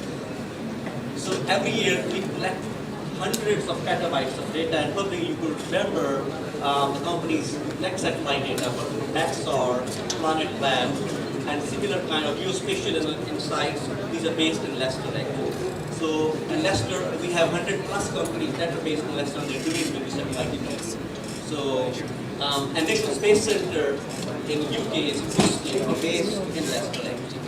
So we are pretty much very active in space. We have promoted academics doing different aspects of space, either for defense purposes or climate modeling, one of the projects I'm explaining as well, or other aspects of affordability. We are also detecting health impact like injury. Now, here, I showed you this slide last year as well. So, why I give all that background, it's easy to process data when it's in a data center. But first we need to bring that data into a data center. So here I give an example of a video camera. There are millions of cameras all around the world. But now we are having a new phenomenon. We have the drones, for example. Before we could start and get hold of a drone image and start using our machine learning algorithm, we need to get hold of that image. We need to bring that image to a data center before we could start. Similarly, the same case with satellite as well. Satellites are far, far away. So, I mean, a lot of satellites are streaming their data. Okay. So a lot of satellites are streaming their data back to a data center, and that's very compute and storage intensive actually. So, and by the way, there are almost 10 to 15,000 satellites in space. And right now, for example, companies like SpaceX, they're trying to bring the payload cost to almost $5 actually. So it means that in next 2 to 3 years, we will be having thousands of more satellites or heading towards millions. So it means that we would be having more data. So, and here we are having many more cameras. So how can we bring that data first to a data center? So machine learning has system aspects. So if you ignore the system aspects in a machine learning, we may not be able to have a production quality versions of the applications, because applications need to sit in some kind of system. So both things would go in parallel. So similar other examples, we have been closely working with CERN for many, many years. So the first applications to hit exabyte mark before Google, before YouTube, before was CERN actually. So, and most of you are aware of, everyone is using aspects of iterative learning, distributed learning, but fundamental phenomena behind this whole distributed or iterative learning is that you have some system working there that has a computational and memory and network resources available. So, and then you could basically build your algorithms and try to bring these things together. So, and so one thing that, from the systems perspective, that federated learning change was that brought systems and algorithmic aspects to some extent together actually. For example, if you have a mobile phone, and that's essentially a kind of algorithmic execution device actually. So, and if we could have millions of those devices, we could still compute or kind of come together or achieve a single goal through some aspects of iterative learning. But that's not the end story. You will not find real-world applications that making use of iterative learning. So other than for example, how Facebook learns from you, or how, for example, iPhone is learning from your behaviors. So those are fantastic examples. But the reality is, iPhone is a hardware device. Facebook is running on some hardware. So the combination of two leads to federated learning. So my theory is that to have a well-established or a high-performance machine learning system or deep learning system, whatever you name it, you need a strong system skills, or you need a strong kind of association between algorithms and systems. Otherwise, we would be building toys that we will not be able to deploy actually. So so this is one of the examples people have been doing. For example, so if you try to for example, on the left-hand side, there are devices or sensors, or mobile phones, or satellite images, or satellites, or drones, or radars, or name an application. That there are billions of those devices that I will be showing. So they all bring their data to a data center. The same thing happens. We have petabyte, exabytes of storage. We run those algorithms in either high throughput way or high performance way. Either use cloud or high performance computers. And after a few hours, you get the results. And obviously then we push those trained models towards edge devices, and then we say that inferencing is quite small, but they are very compute intensive, and the system is running behind them. Now, the reality is, so as we are heading towards the future, the number of devices is becoming more and more. So it means that previously we have few thousand those devices or few millions of those devices. But now we have billions of those devices. And if all of those devices start sending data, we are heading towards a new problem that first you need to have a reliable way to bring in that data, number one. Number two is then you need to understand the incompleteness or uncertainty aspects of that data that's coming to a data center. Then basically you need to bring all those devices somehow to work together, either if you are using federated learning, or bring all that data to a centralized store if you have enough capacity, and then basically spend a few $1 million or a few days actually to run those algorithms and produce the results. So by the way, this is a very, very compute intensive problem actually. So, and running those applications, just speak to, for example, Google. Google is having 60 data centers, if not more, all around the world, and they're distributed. If you talk to a Facebook, they're having the same thing actually. Or if you talk to Twitter or LinkedIn, another kind of thing, applications, they are no more different. So it means that for any successful large-scale deployment of those applications, you need to be understanding both the system aspects and the algorithmic aspects, either to acquire data or to process that data in some system-aware way, and then basically be able to push the results back to the end user. So now, obviously, so the 3 or 4 things that we need to be aware is that we have too much data, and latencies are too high. If you are, most of the application, for example, if we have to use satellite for imagery, and satellite is, for example, detecting, for example, congestion, for example, or if we are looking for methane hotspots, that particular time of the day in a particular locality where is the most basically methane or carbon dioxide or other or nitrogen oxide or similar kind of emissions actually. So so we need to have more or less a real-time analysis of those that data, and it's both the capturing of that and as well as the inferencing at the same time. So it means that the centralized intelligence, centralized models probably are not fit for purpose as we move into the future. So, and I gave some of those examples in my last talk as well, but the new applications are coming, either like surgeries or kind of gamings or autonomous cars or real-time surveillance. So they necessitate a different type of algorithms or different type of models that are to some extent detached from our past. So both architecturally, both systematically, and both algorithmically as well. So 3 ways we need to basically attack this problem.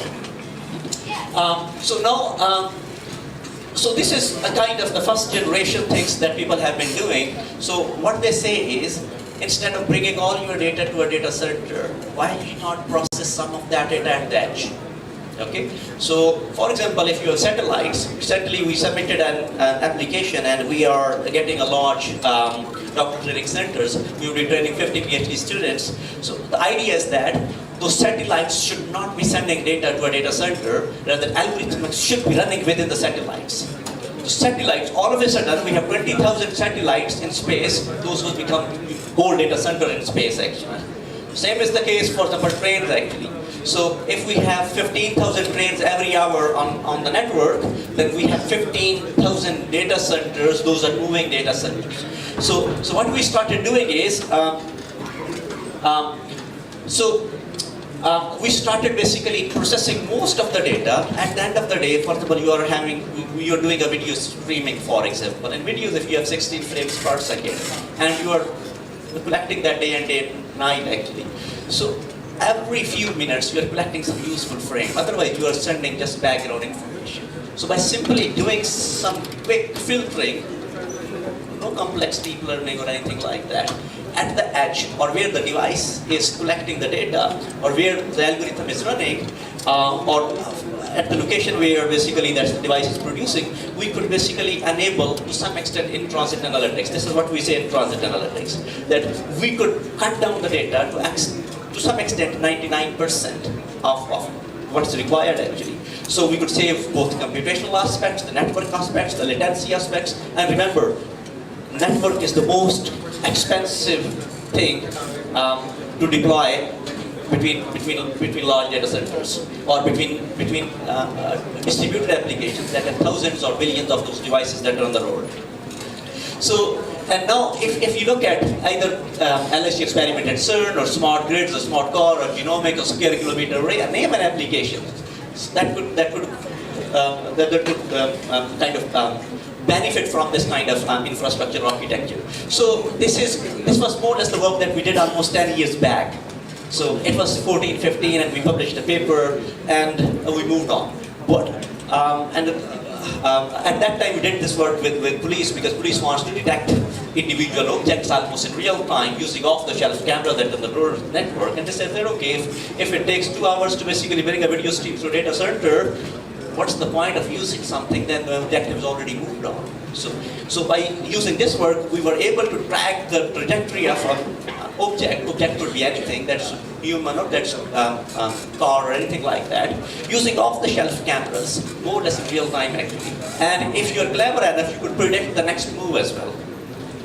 So, and then we published a follow-up paper where we tried to say that it should not be just the prediction aspects, we should also look into saving bandwidth, improving the inferencing speed, and we published other papers more or less on the same work, and we said that, okay, the future of AI and the future of the infrastructure is no more cloud, or no more algorithms or deep learning models that are working within the data centers. Rather, we would be heading towards the edge devices, because this is where we have the speed or quality of service, or resilience, or efficiencies.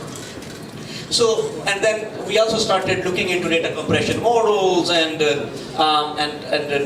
finding way that how can we compress those things, because at the end the data producing devices or the data sources are a kind of resource constraint. So how can we basically make sure that we only spend a minimal amount of time efficiently? We should try to compress it and try to be as close to real time as possible. So on this work, we started using auto-encoders and started to look into latent space, a kind of space exploration, and try to basically compress the latent space to see that where we could kind of save time as well as space actually. So here we published this paper last year actually, so where we tried to look into a kind of the efficiency side of the things. We didn't look into energy and anything, although we published in sustainable computing, but it was mostly on the efficiency side. So, and some of that work that we use get into a large train network. We recently finished the project with this particular train company where they use the work and built into their sensors, and the sensors doing more or less real-time predictive maintenance actually. So we could tell that this particular train is about to basically go and needs to be going to depot, or something is failing. So that was a massive impact, and this has led into a separate company, and this work is basically commercialized. Now I want to go into the next things. So now, as we are moving into the future, we are having a kind of billions of those devices. So I give you an example, for example. So previously, you go to a doctor takes my brain scan or my heart scan. Another doctor takes basically my joint scan, and someone takes basically my vital, when I'm running, when I'm walking, when I'm sleeping, my blood pressure, my breathing rate, my heart rate, all those is captured. If there are almost 10,000 sensors on my body, and they are trying to capture each and every activity within my brain, even fMRI actually, how my brain is thinking, for example, the functional signals within the brain, and how my heart is pumping something, and how my kidneys are performing. So can we create a replica of me actually? And if day and night we start pushing the data of those sensors into the model that we develop, eventually that model would become as accurate and as effective as me. So then eventually doctors or me or another person would be able to tell from the model, oh, by the way, that if I do this much exercise, I should be eating this much food, or if I am not changing my lifestyle, most likely I would be having a diabetic retinopathy and all those kind of things, or I would be having some breathing effects, or I would be having this particular joint effects because I'm running too fast, or I'm having too much shocks on my knees and all those kind of things. So this is basically leading us to a new kind of era where we say it's a digital twin. This replica, something that we say, is essentially a physical copy of the actual devices or actual machines. We say it's a digital twin. And digital twins are to some extent informed by the changes or informed by the improvements in how we actually sense something or how we actually produce the data and effectively or efficiently bring that data to a data center so that we could create a copy or replica of the entire machines actually. So in this particular way, there are 2 or 3 other things as well. So with sensors we could bring in the data, but then the new things are coming, augmented reality and virtual reality and all those kind of things. So even we don't have the sensors, we could still augment or static object or existing objects, and we still try to capture the data. For example, here is textile, and they're trying to use people to basically manually count things actually. If we have augmented reality, we could automatically do quality assurance or all those kind of things. So we could still basically, without sensors, try to replicate the physical machines or physical objects, either they're sensors or without sensors. So combination of the two actually. So the third model, third thing that's changing the whole thing is well, and this is where my focus is actually.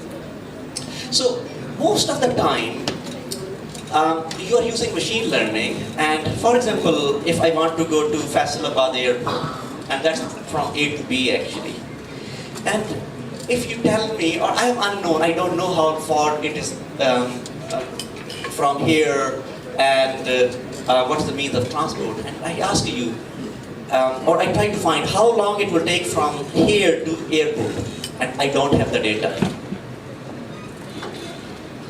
I don't have the data. Will I be able to find the time that it takes me from here to airport? So that's a fundamental gap actually. So we are blindly kind of building algorithms, not blindly, I mean intelligently building algorithms on the assumption that we have a lot of data. But in reality, we don't have a lot of data actually. So this is one example. So if I don't have the data, then you will not be able to use your machine learning algorithm to tell me that how long it will take. So then what will happen is that, so we would simply tell that this is the distance, this is my car, there is the physics rule that car could run at this particular speed, so I could extrapolate speed from the physics laws, that how much it would take me from with plus minus and obviously traffic jams and all that. So without the data, I could be roughly 90% right. I could roughly 90% right without any data, without any kind of using deep learning algorithms, and I tell you this long it will take it actually. So, number one thing, that physics is coming to our rescue. How can we embed physics or mathematical algorithms into our machine learning models to compensate the data that we don't have? And the reality is complex scenarios. If we have rare disease, for example, in whole Faisalabad, you will not be able to have 300-400 samples. You will not be able to find millions of samples. It means that machine learning models will not be able to be used. Another thing is that, now if I have to see that, if I have to ask a machine learning model, just please tell me that what's the shortest distance from this point to that point. And the only way, the data I have is, I only go from outside. Machine learning model would predict that that is the basically shortest distance. Okay. On the other hand, if I use a model or a mathematical model, I would be able to calculate the shortest distance. So it means that machine learning models will tell you what is in the data. So if it's a bias, if it's the faulty data, we say garbage in and garbage out. So there is no mathematical model or mathematical guarantee that the results I am getting is correct. Obviously you do a lot of testing and people are clever, they use evaluations and all that. So, but the reality is, model that we are using is black box. So this is very, very important. So it means that if we have to basically bring machine learning close to the machines that are collecting data, it means that we need to understand the physics that is basically producing that data. And reality is that most of the data we are capturing is capturing physics-inspired models actually. But so far, our machine learning is independent of physics. So, and if we have to produce digital twin of a car, and the car is a physics machine, it means our machine learning model should understand the physics. That is basically running within the machine. And this is the total thing. So a lot of people are talking about explainability and all that. So I'm not going in that direction. Assuming that that people know that what explainability is. So what I'm here saying is that, so how can we embed physics or mathematical models into our machine learning models? So to do things, so to basically give some kind of stability or to give some kind of control or optimization so that mathematical models to some extent govern how AI models are behaving, number one. And number two, so we should be using physics and similar kind of domain-specific kind of information to argument for the things when we don't have the data actually. So, yeah, so this leads us to automatically a new domain or very interesting things, which is digital twins. Digital twin is essentially a digital replica of a physical object. So it has almost everything. So if you are a mechanical engineer sitting here and came into computer science, you know that people have been using thermodynamics equations, for example, or finite element analysis, for example. Or if you are a climate scientist, you would say that you have been using partial differential equation, for example. So if you are a chemistry scientist or a biological gas, you have been using chemical reactions, and there are a lot of those equations. So you could bring all those things into digital twins, augmented with your machine learning models, push that into the system things, and you would be able to produce a digital twin actually. So digital twin is, to some extent, bringing machine learning to the next level where you inject or embed actually physics algorithms into the model, and I would explain to some extent how we will be doing it. So, for example, here I showed this one as well. We are working in this project with a big company, that's a big aerospace giant. So here there are billions of those objects. Each object has its own physics, for example. If I start using deep learning, I will not produce anything. I will not be able to connect those individual components. I will not be able to create a whole functional system, okay, that when the thrust increases, it has an impact on fuel efficiency or safety and other things as well. And this is where basically the computational scientists, they object actually, so that they could mathematically tell us that what happens if something changes. Obviously, there is aspects that they're collecting data as well. So the challenge is that how can we bring computational models? Computational models have a strong mathematical foundations, and AI into a single system. And by the way, a lot of if you talk to statisticians, a statistics expert, this is that by the machine learning is doing more or less the same thing as statistics has been doing. If you talk to a computational engineer, they would be saying, Michael, they have been telling those things, for example, safety critical applications or optimization or control systems for generation.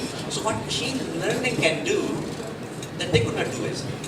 So, and say that for the time being, if you are running a sensitive application or security or safety critical applications, people don't use machine learning. And that's a big debate and if that people are having. And if you have to run basically a kind of a sensitive application where security, where sensitivity, where safety is critical, then you have to look into that how can we bring both data and physics to drive policy decisions and then forecast when something is going to fail, when something needs changing, when basically a kind of, for example, Rolls-Royce engine, for example, here, so they are testing more or less in real time when the machine is failing actually. So how can we basically embed or inject physics into their decision-making process so that they simply don't get just data? And I would show you what simply collecting the data has as the shortcomings. So another example is, for example, so we have Earth, and then there was some interesting presentation. The both previous speakers did talk about monitoring and collecting data from Earth. So there's a huge movement going on in European Commission that they want to create a digital version of the Earth. So by satellites, by sensors, by lidars, by other kind of things, so that we could say that, oh, by the way, where the climate is changing, where flood is most likely to happen, where the earthquake could come, or where basically there would be dehydration, or where there would be disease outbreaks and all that.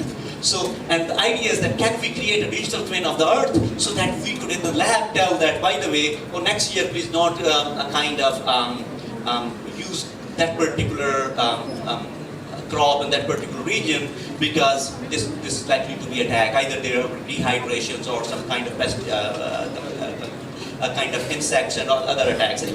So this is another, I would be going, we have a large grant in this particular area that I would be explaining that how we are doing it. Now, so that was to some extent the background. So, but when we move into the, how we actually produce digital twins, keeping into those requirements and considerations that I was telling, so, and I was here in this particular site taking a more mechanical perspective. So if you are working in a textile mill or if you're working in a car manufacturing plant, so at most of the time, if you're a mechanical engineer or to some extent a design engineer, industrial engineer, you would be dealing with CAD and CAM models. Okay? So if you have, and interestingly, CAD CAM model has a strong mathematical foundation. It's not just that you draw something and it produces something. Behind that, each CAD model has a strong physics associated with output. So essentially, this is how we link inputs and outputs. Now, if you have a CAD model, how can you create a detailed and accurate digital twin so that it offers the same functionality as a CAD model, but at a fraction of time? I give you the challenge here. So for example, just simply the frame rate. If you are running a CAD model, your frame rate is almost per second. If you have to produce a digital twin, minimum frame rate should be around 100 actually, or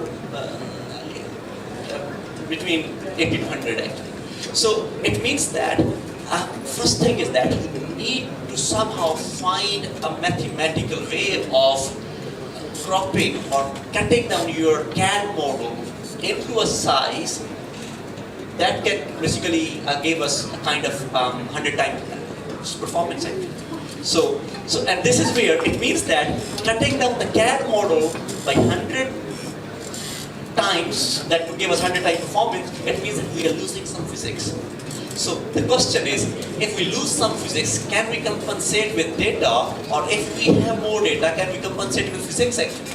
So that is number one question that we need to understand here. Just to give you an examples, for example, here. So can you look at it? So in one case, for example, we had original object within a machine, and that is to some extent 8,000 polygons. Polygons assume triangles, for example. And here we have 805 polygons. Without losing much physics, machine learning to some extent produce almost similar outputs. Okay, so we try to keep the physics behind it. So we try to keep the physics as it is, and then what we did is, I will be explaining that we said that how can we use the basically physics to either generate our own data, number one thing, or use the sensors data that we have so that we could get the same kind of output that we are having from the original component. And here, for example, another thing is, for example, in CAD, so this is exact CAD, and we have just 240 polygons. We would be able to produce more than the same object with just 204 polygons. And if we have basically this kind of machine, and we try to create a digital twins, by the way, one of the requirements is that it should be more or less running in almost real time actually. So that what type of physics we should be capturing and how we could use a machine learning, or how the machine learning should understand the physics to basically have the same performance. Another example is, so here for example, so when this is a machine, okay, or this is the component, it's let's suppose in production. okay, and it's having a wear and tear. How I would be able to tell that this is having a defect or this is basically kind of failing, okay? So without a sensor or without other things, it would be unimaginable for a machine learning model to understand it. But if we some extent, if we could embed a physics into our machine learning models, without much data, we would be able to inform or we would be able to train our machine learning models that this particular component is failing. And by the way, the intensities or the pressures are so high when you are in the space or in aerospace.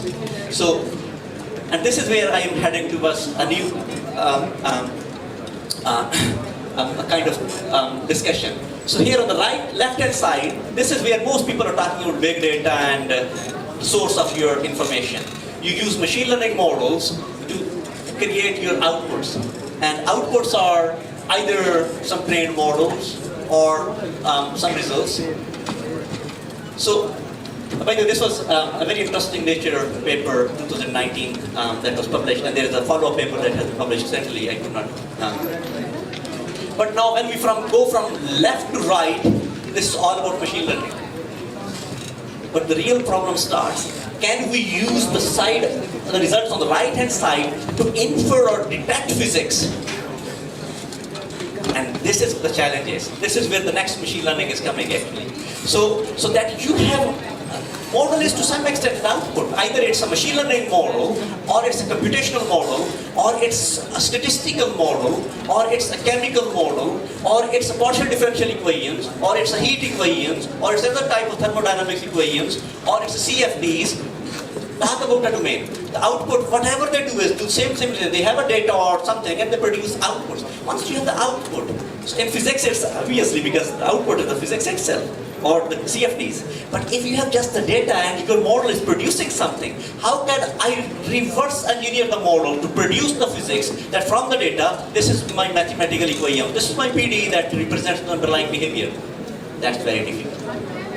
That's very difficult.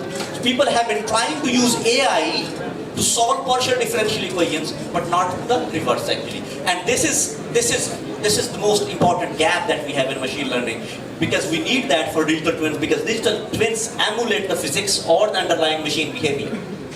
And you could see that, so the data-driven models do not respect laws of nature.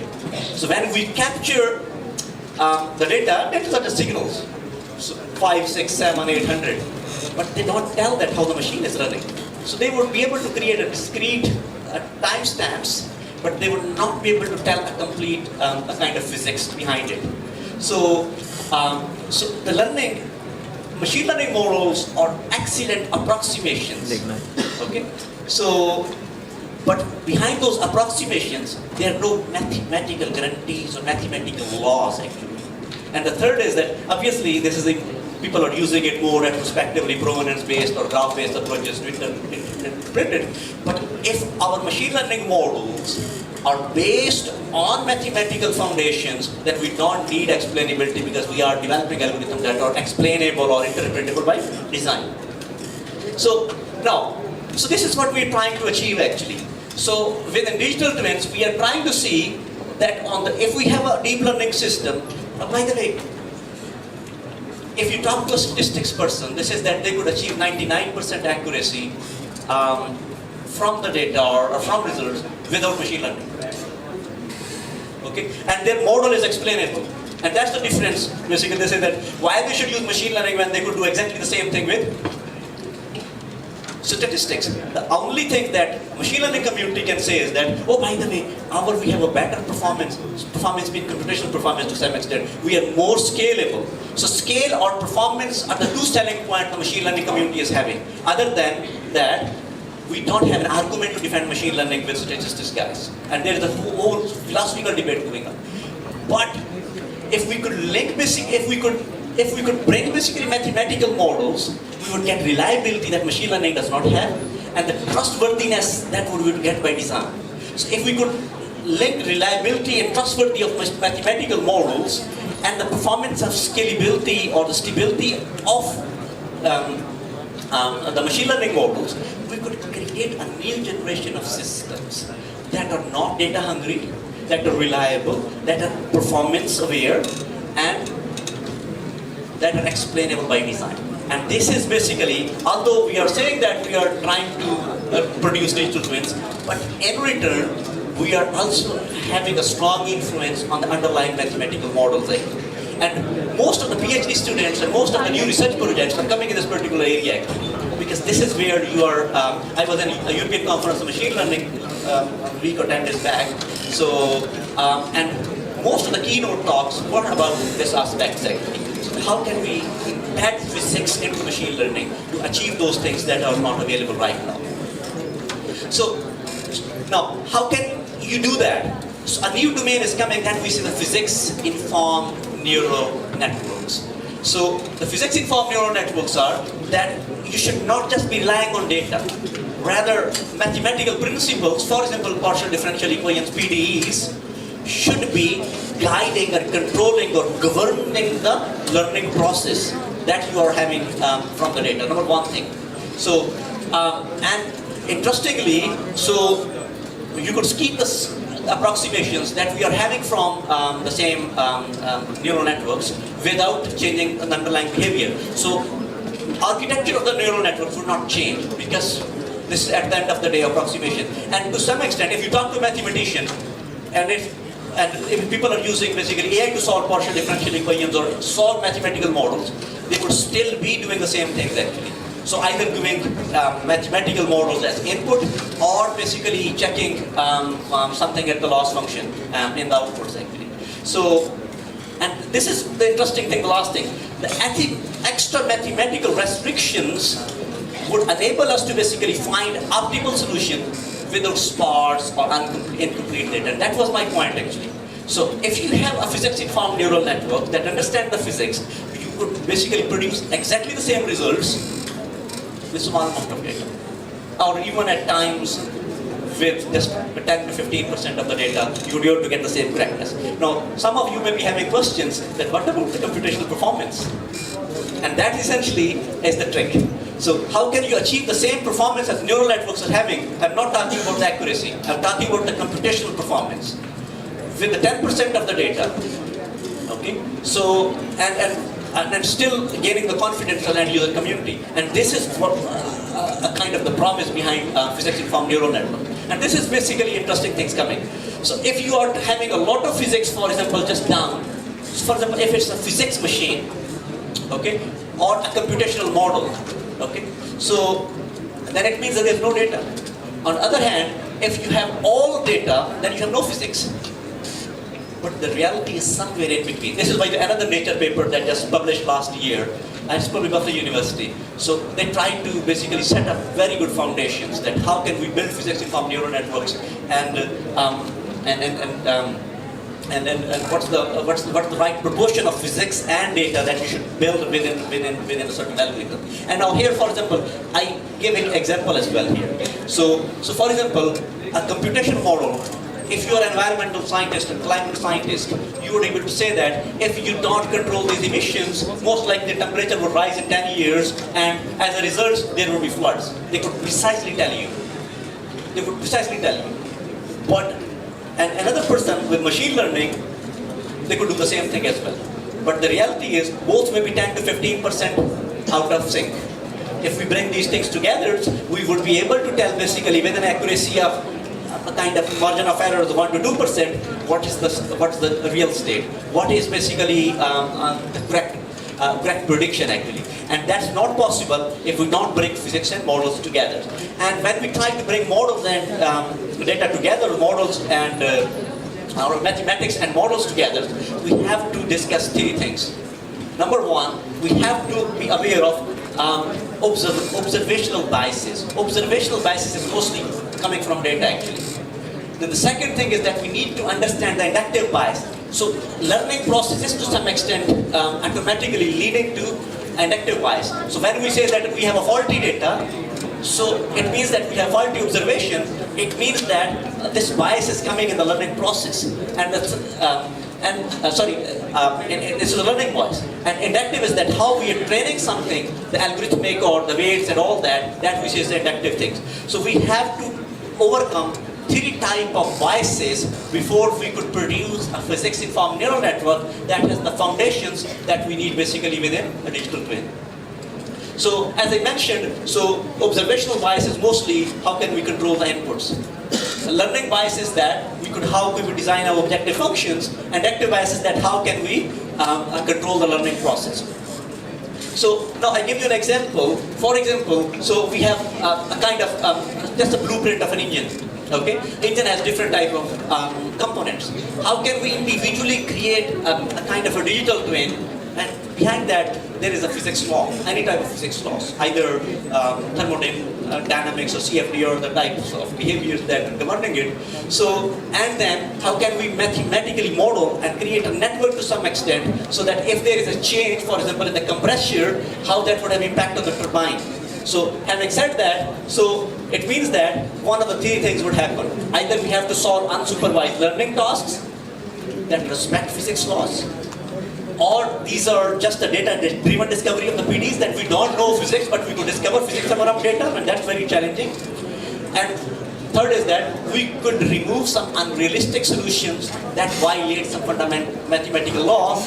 For example, if I say that I'm going from here to Faisalabad airport and it would take me 2 minutes, physics would tell me that that's unrealistic observation because no physical machine would be able to do that. So if there is a data point, I could simply cut down those data sets and machine learning do not have to spend that because my fundamental law is telling that that's not possible. So now you could embed physics into machine learning by three ways. Okay, so and this is the kind of a summary of the research that's going on. Either you could use prediction from machine learning and physics-based models, but those models are still out, kind of running or trained as separates, and you could produce the output. So essentially, at the output level, you could integrate that. So, and the second is that you could integrate physics laws into training of the machine learning models. So you could embed that into your loss functions and similar kind of things. And the third thing is that you could use both a kind of computational models and machine learning models and to do, in a way, active learning. But in all three things, one thing is common, and I will not be talking about that. In certain cases, it's very well-defined theory, and that's known as uncertainty quantification. So when you're trying to bring mathematical or physics principles and other the machine learning models, both have uncertainties. But obviously, when you are trying to bring these together, you are trying to minimize uncertainties. But then how are you going to measure that? How you are going to control that? How you are going to observe that? So there are a very strong uncertainty quantification models that mostly the scientific, especially experiment, high energy physics, for example, or nuclear physics, those are using, and especially they are getting their presence felt within the computer science community. If you are trying to basically build a very safety critical machine learning systems, then you would have to rely on those uncertainty quantification models, and there is a whole science behind it. So, okay, so by the way, so you could immediately ask me that what I'm talking about this is data simulation. And if you are aware how weather is forecasted, weather forecast is all about data simulation. Okay, so then what I am talking is new. So if you go to any Met office in the world and say that how they are doing basically their weather forecast, this is exactly what they're doing. They capture a lot of data, meter by meter or kilometer by kilometer, then they have weather forecasting algorithms, and then they bring these two things together. Yes, there is one thing different. All Met offices have supercomputers. The reason I said that the performance aspect, the computational performance aspect of the machine learning gives us a superior ability. And the reliability and trustworthiness of the computational models gives us something that machine learning does not have. So essentially this new type of data simulation is exactly the same that weather forecast is doing, but they have far more models and a lot of physics and almost no machine learning. Whereas what I'm talking about is to some extent 50-50. So depending on, or even if you have more data, you could keep just underlying fundamental laws there and replace as much physics as possible. So then the question arises, how much is the computational cost of physics? And that's an open question. and what is the added reliability that we could add by embedding a certain amount of physics into our data model. And this is where a kind of research is going on. So if you have more physics, you have more accuracy, but you have more cost as well, computational cost. If we have more data, you have a good, less computational cost, but then the trustworthiness or lack of a kind of trustworthiness or reliability is basically stopping you in using that. So research is going on that what is the uncertainty quantification or minimum level of threshold that you want, what is the minimum physics you need, or what is the minimum data, and that would be a qualitative question. It would depend or it will vary from application to application. In, for example, medicine, you cannot take risk. You cannot just rely on data. So if you are simply taking a lot of data and start using your algorithm to produce cancers, people would still use it as a qualitative measure, and they would need a strong kind of oversight on that. On the other hand, if you are using biomechanics models and see that how cancer grows and what's the scientific base behind it, then people would be able to trust it. So it's kind of qualitative questions that you have to answer. So here, for example, this is the project that we just got. Actually, we have started this project, and by the way, we are looking to postdoctoral fellowship in this particular project. What we are trying to see is that there are cancer growth models, or tumor growth models. They are mathematical models. And then people are getting a lot of kind of histopathology data or imaging data. So we need to process that into 3 images, machine learning models. And then we need to embed those kind of cancer growth models into. So into basically a machine learning model, we want to see that how can we achieve almost 99% accuracy at the fraction of the cost. So this is, by the way, the project that we are about to start, and we are actively looking for people actually. So I would not be spending a lot of time. So here you will see that how can we build everything together. Either it's basically mathematical equations, virtual reality into that, so that you could change the equations, just the parameters, and you would be able to see the output that changes. So either an equations, you change it, small change in the parameter of the underlying equation, then you will be able to see the output actually. Now this is another project that we just started, and here, this is I mentioned that you could create a digital twin of the Earth, and this is where we are exactly using the 2 approaches, and we are trying to look into 2 things. This project is talking about how can we build sustainable, self-reliant digital twins for sustainable land management. So what's the impact on peatlands, for example? You know that peatlands are big carbon stores. Okay, so if you try to dry it too much, then it means that your pollution would go up, and if you try to, or other extreme is that you will not be able to grow crops. So what is the right combination? And we are using satellite data, by the way. So so here, last 3-4 minutes, and then I'm about to finish actually. So what we are trying to do is, this is all our sources. We have flux towers, lidars and sensor-like mechanisms. We have satellite data. We have our own sensors as well. What we try to do is, we are trying to bring basically a partial differential equations. That is essentially a Joule. Joule is a tool that mostly climate modelers needs. And then we are trying to use the data to produce a digital twin, and we could see that what if scenarios. So if you basically change a certain composition, for example, one of the things is that what foods should be given to individual cows to basically have a reduction in methane emissions. So peatlands and cows generate 10% of the total emissions, by the way. 10%, that's huge. So if you can reduce 2%, and that's the basically UNO's one of the targets. So now what so this project again we started recently, and we are looking at one postdoc fellow in this particular project actually. So now what we are trying to do is, I would quickly go through it. So essentially, you have a piece of land, essentially grid of 5 kilometer by 5 kilometer. So how can you map that physical space into a digital space, and within that, you have different equations. For example, heat equations, or climate equations, or peatland equations, or flux equations. So which equations to take, and then we have data coming from satellites, coming from our own flux systems, and coming from different kind of atmospheric models actually. How can you link those together? So we break those individual PDs into smaller FEMs. You know that we could break down complex continuous systems into some extent a linear or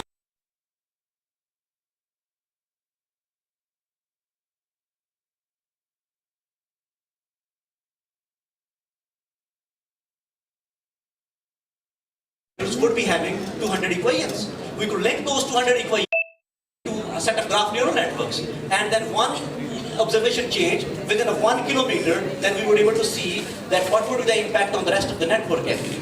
It's very, very interesting problem. So, and it's to some extent pushing the boundaries of underlying machine learning, physics to some extent, and most importantly, the computational science. So, and this is what exactly we do here. So here you can see that we have a physical space, we have a digital space, we divide into regions, we divide the regions into individual partial differential equations, then we have the data, we use machine learning models and embed physics or the computational models into machine learning models and produce a whole graph, and then we are able to see that at which particular region, what type of emissions are coming, and we could do it more as a real time actually. By the way, I will not be spending this time. This is another project that we started, exactly the same thing. This is, if you look at a whole telecommunication network, okay, there are millions of routers. Each router is a physics to some extent, okay, and each router is a data as well. You could connect those routers into a network of digital twins, and at the end of the day, this would become a graph, and you would be able to see anomalies, performance, optimization, costs, energy, you could do anything. By the way, this is a project that we started with British Telecom, and we are halfway through into that, and this is exactly the approach that I explained. This is one of the outputs or one of the application of that particular approach. Okay, so I would not be spending, so this is some of the performance measures I would not be explaining. Now this is one thing. So when you are bringing, my last slide more or less, by the way. So when you try to bring physics and data together, there are visual quality aspects, especially if the virtual reality is involved, or insurance is involved, or if the end users are involved. Okay, so you cannot rely on human perceptions or human input to some extent to see that something is working or not. So this is basically what we did was that you could use machine learning to assess the visual quality as well actually, and then obviously validate it through the human behavior. So here we use, at the end of the day, we have discretized something, we created it into polygons, we know that how many polygons are giving us the same behavior, use a mathematical method to see that this quality is good or not actually. So the output of the machine learning to some extent is also becoming mathematical, and this is what we try to. So this results. This will we want to see the whole paper as well. So, and this is talking about, okay, very famous argument that everything is distributed, everything is networked. So what about the authenticity of the original data? What about the security of the data transmission? How to guarantee the fairness of the weight matrices? Bias actually. So it means that these are open questions. Pieces, and we're creating a network, so it means that we are intentionally leading to a new era where basically we would say that that if everything is centralized, I am responsible for something. But if it becomes distributed, the machine learning is becoming distributed, it means that there are more issues with the security, trustworthiness, reliability, how we produce the data, how we basically kind of bring these things together. So some machine is slow, some machine is fast, for example. So there are stragglers and all those kind of things. So this adversarial machine learning is basically having aspects on how digital twins would be working. So, and to some extent, if we are trying to capture the physics, so when we are trying to discretize, we need to see at which particular level we are discretizing. So we could simply running a physics at a different input or a different initial conditions or boundary conditions, we could simply create a bias actually. And this is an open question that we have not been able to address a lot. So this is an open question. So I would start.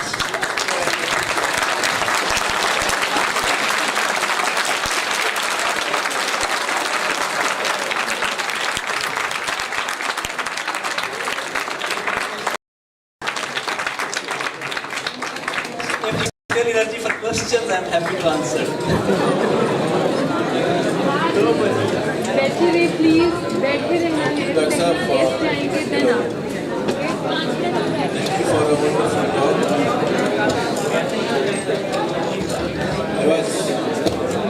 I was just wondering, totally a new area of research and development. So just wondering if we think about those processes that are generating the data or the mathematical model or physics model, how we identify the quantity of physics and mathematics to be included in the machine learning by ignoring that measurement space, because the whole problem is the measurement space that we cannot control and the processes that are unknown to us that are generating that data. So by the way, So that's that I wanted to know, that how much quantity of the mathematics and physics we can introduce in machine learning. How we will decide that? yeah, so that's to some extent people what they're doing is they say that how much data they have because obviously that's the low-hanging fruit they want to use it. Probably there is a talk from Michael Bronston. He's professor of Oxford University. He worked on geometric physics and geometric machine learning. So he tried to answer that question actually. So if you send me an email, I will be able to send his slides. So I would be able to share his paper as well. He tried to write a paper on that actually. And he gave a keynote recently. It's amazing keynote, one of the best keynote I recently attended. So he tried to kind of focus on geometric machine learning actually. So, but there is no short answer. Yeah. So on the other hand, physics kind of can help us to concentrate on certain region of interest, for example, in human growth, for example, or for lungs, for example, the biomechanics model, for example. Yeah.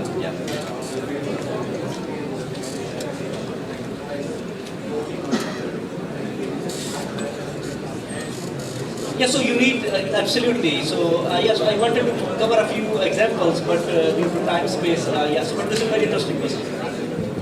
Okay, Ashik, nice talk. But physics are always there in machine learning. We have two features as well as hand-covered features. We have another feature. Always there is some sort of physics aspect of feature. So how is it different from the, let's say, early 90s and 2000s physics that used to integrate different features, handcrafted features, biomechanics laws, statistical theory. So this is a little bit confusing there. But what is the Yeah, so mostly in the learning process, I think still you don't have control how something is learning. So how we are trying to produce the results from the data. So essentially, so if you have, for example, 3 images and you try to basically produce a result out of that. So you're trying to use provenance to regenerate or reconstruct that what's the learning process. So this is people saying explainable. But if you use physics, you would be able to precisely tell or control that it's not basically a vacuum process, that you control the outputs based on certain mathematical guarantees. So, and instead of just having a probabilistic space as the question was, that we have law space and we pick and choose, and how it ends up, we have no control. Rather, to control the learning process through some kind of physics or underlying mathematical models. Thank you.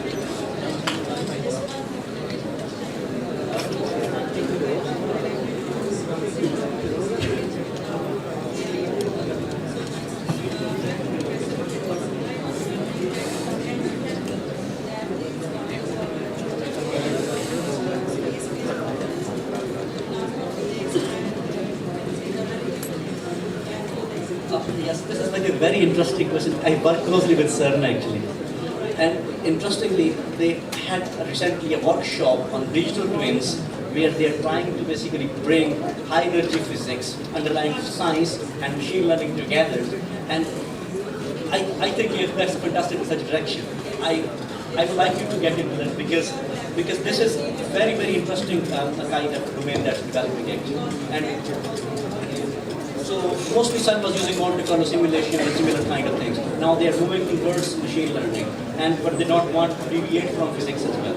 So this is the way to basically bring these things. Absolutely. Absolutely, absolutely. This is a very interesting question.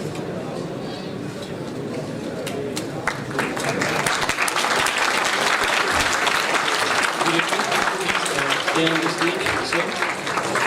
Dr. Ashik Anjum, your knowledge sharing is highly valued. Thanks for imparting your wisdom. Now we are moving forward to award ceremony for this session, followed by a talk which will be given by Dr. Temu Khan on certified and explainable sustainable cybersecurity after our lunch in auditorium. Now to present the certificates to our honorable keynote speakers, I would like to call Dr. Shehzad Sarfaraz, our worthy director, to please come on the stage. Please give him a huge round of applause. I request Dr. Ashik Anjum to receive award.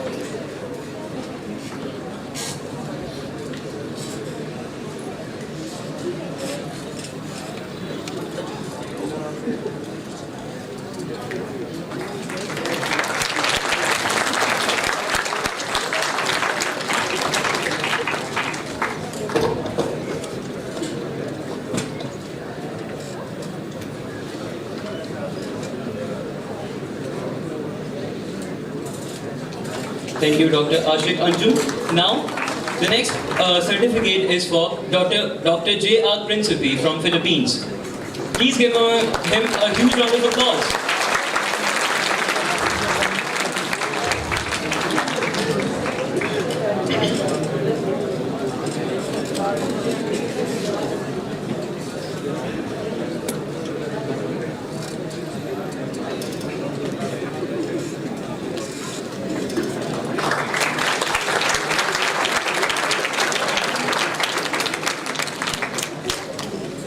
Thank you, Dr. J.R. Principe. Now I would like to request Dr. Mohsen Ali to please come on the stage to receive award.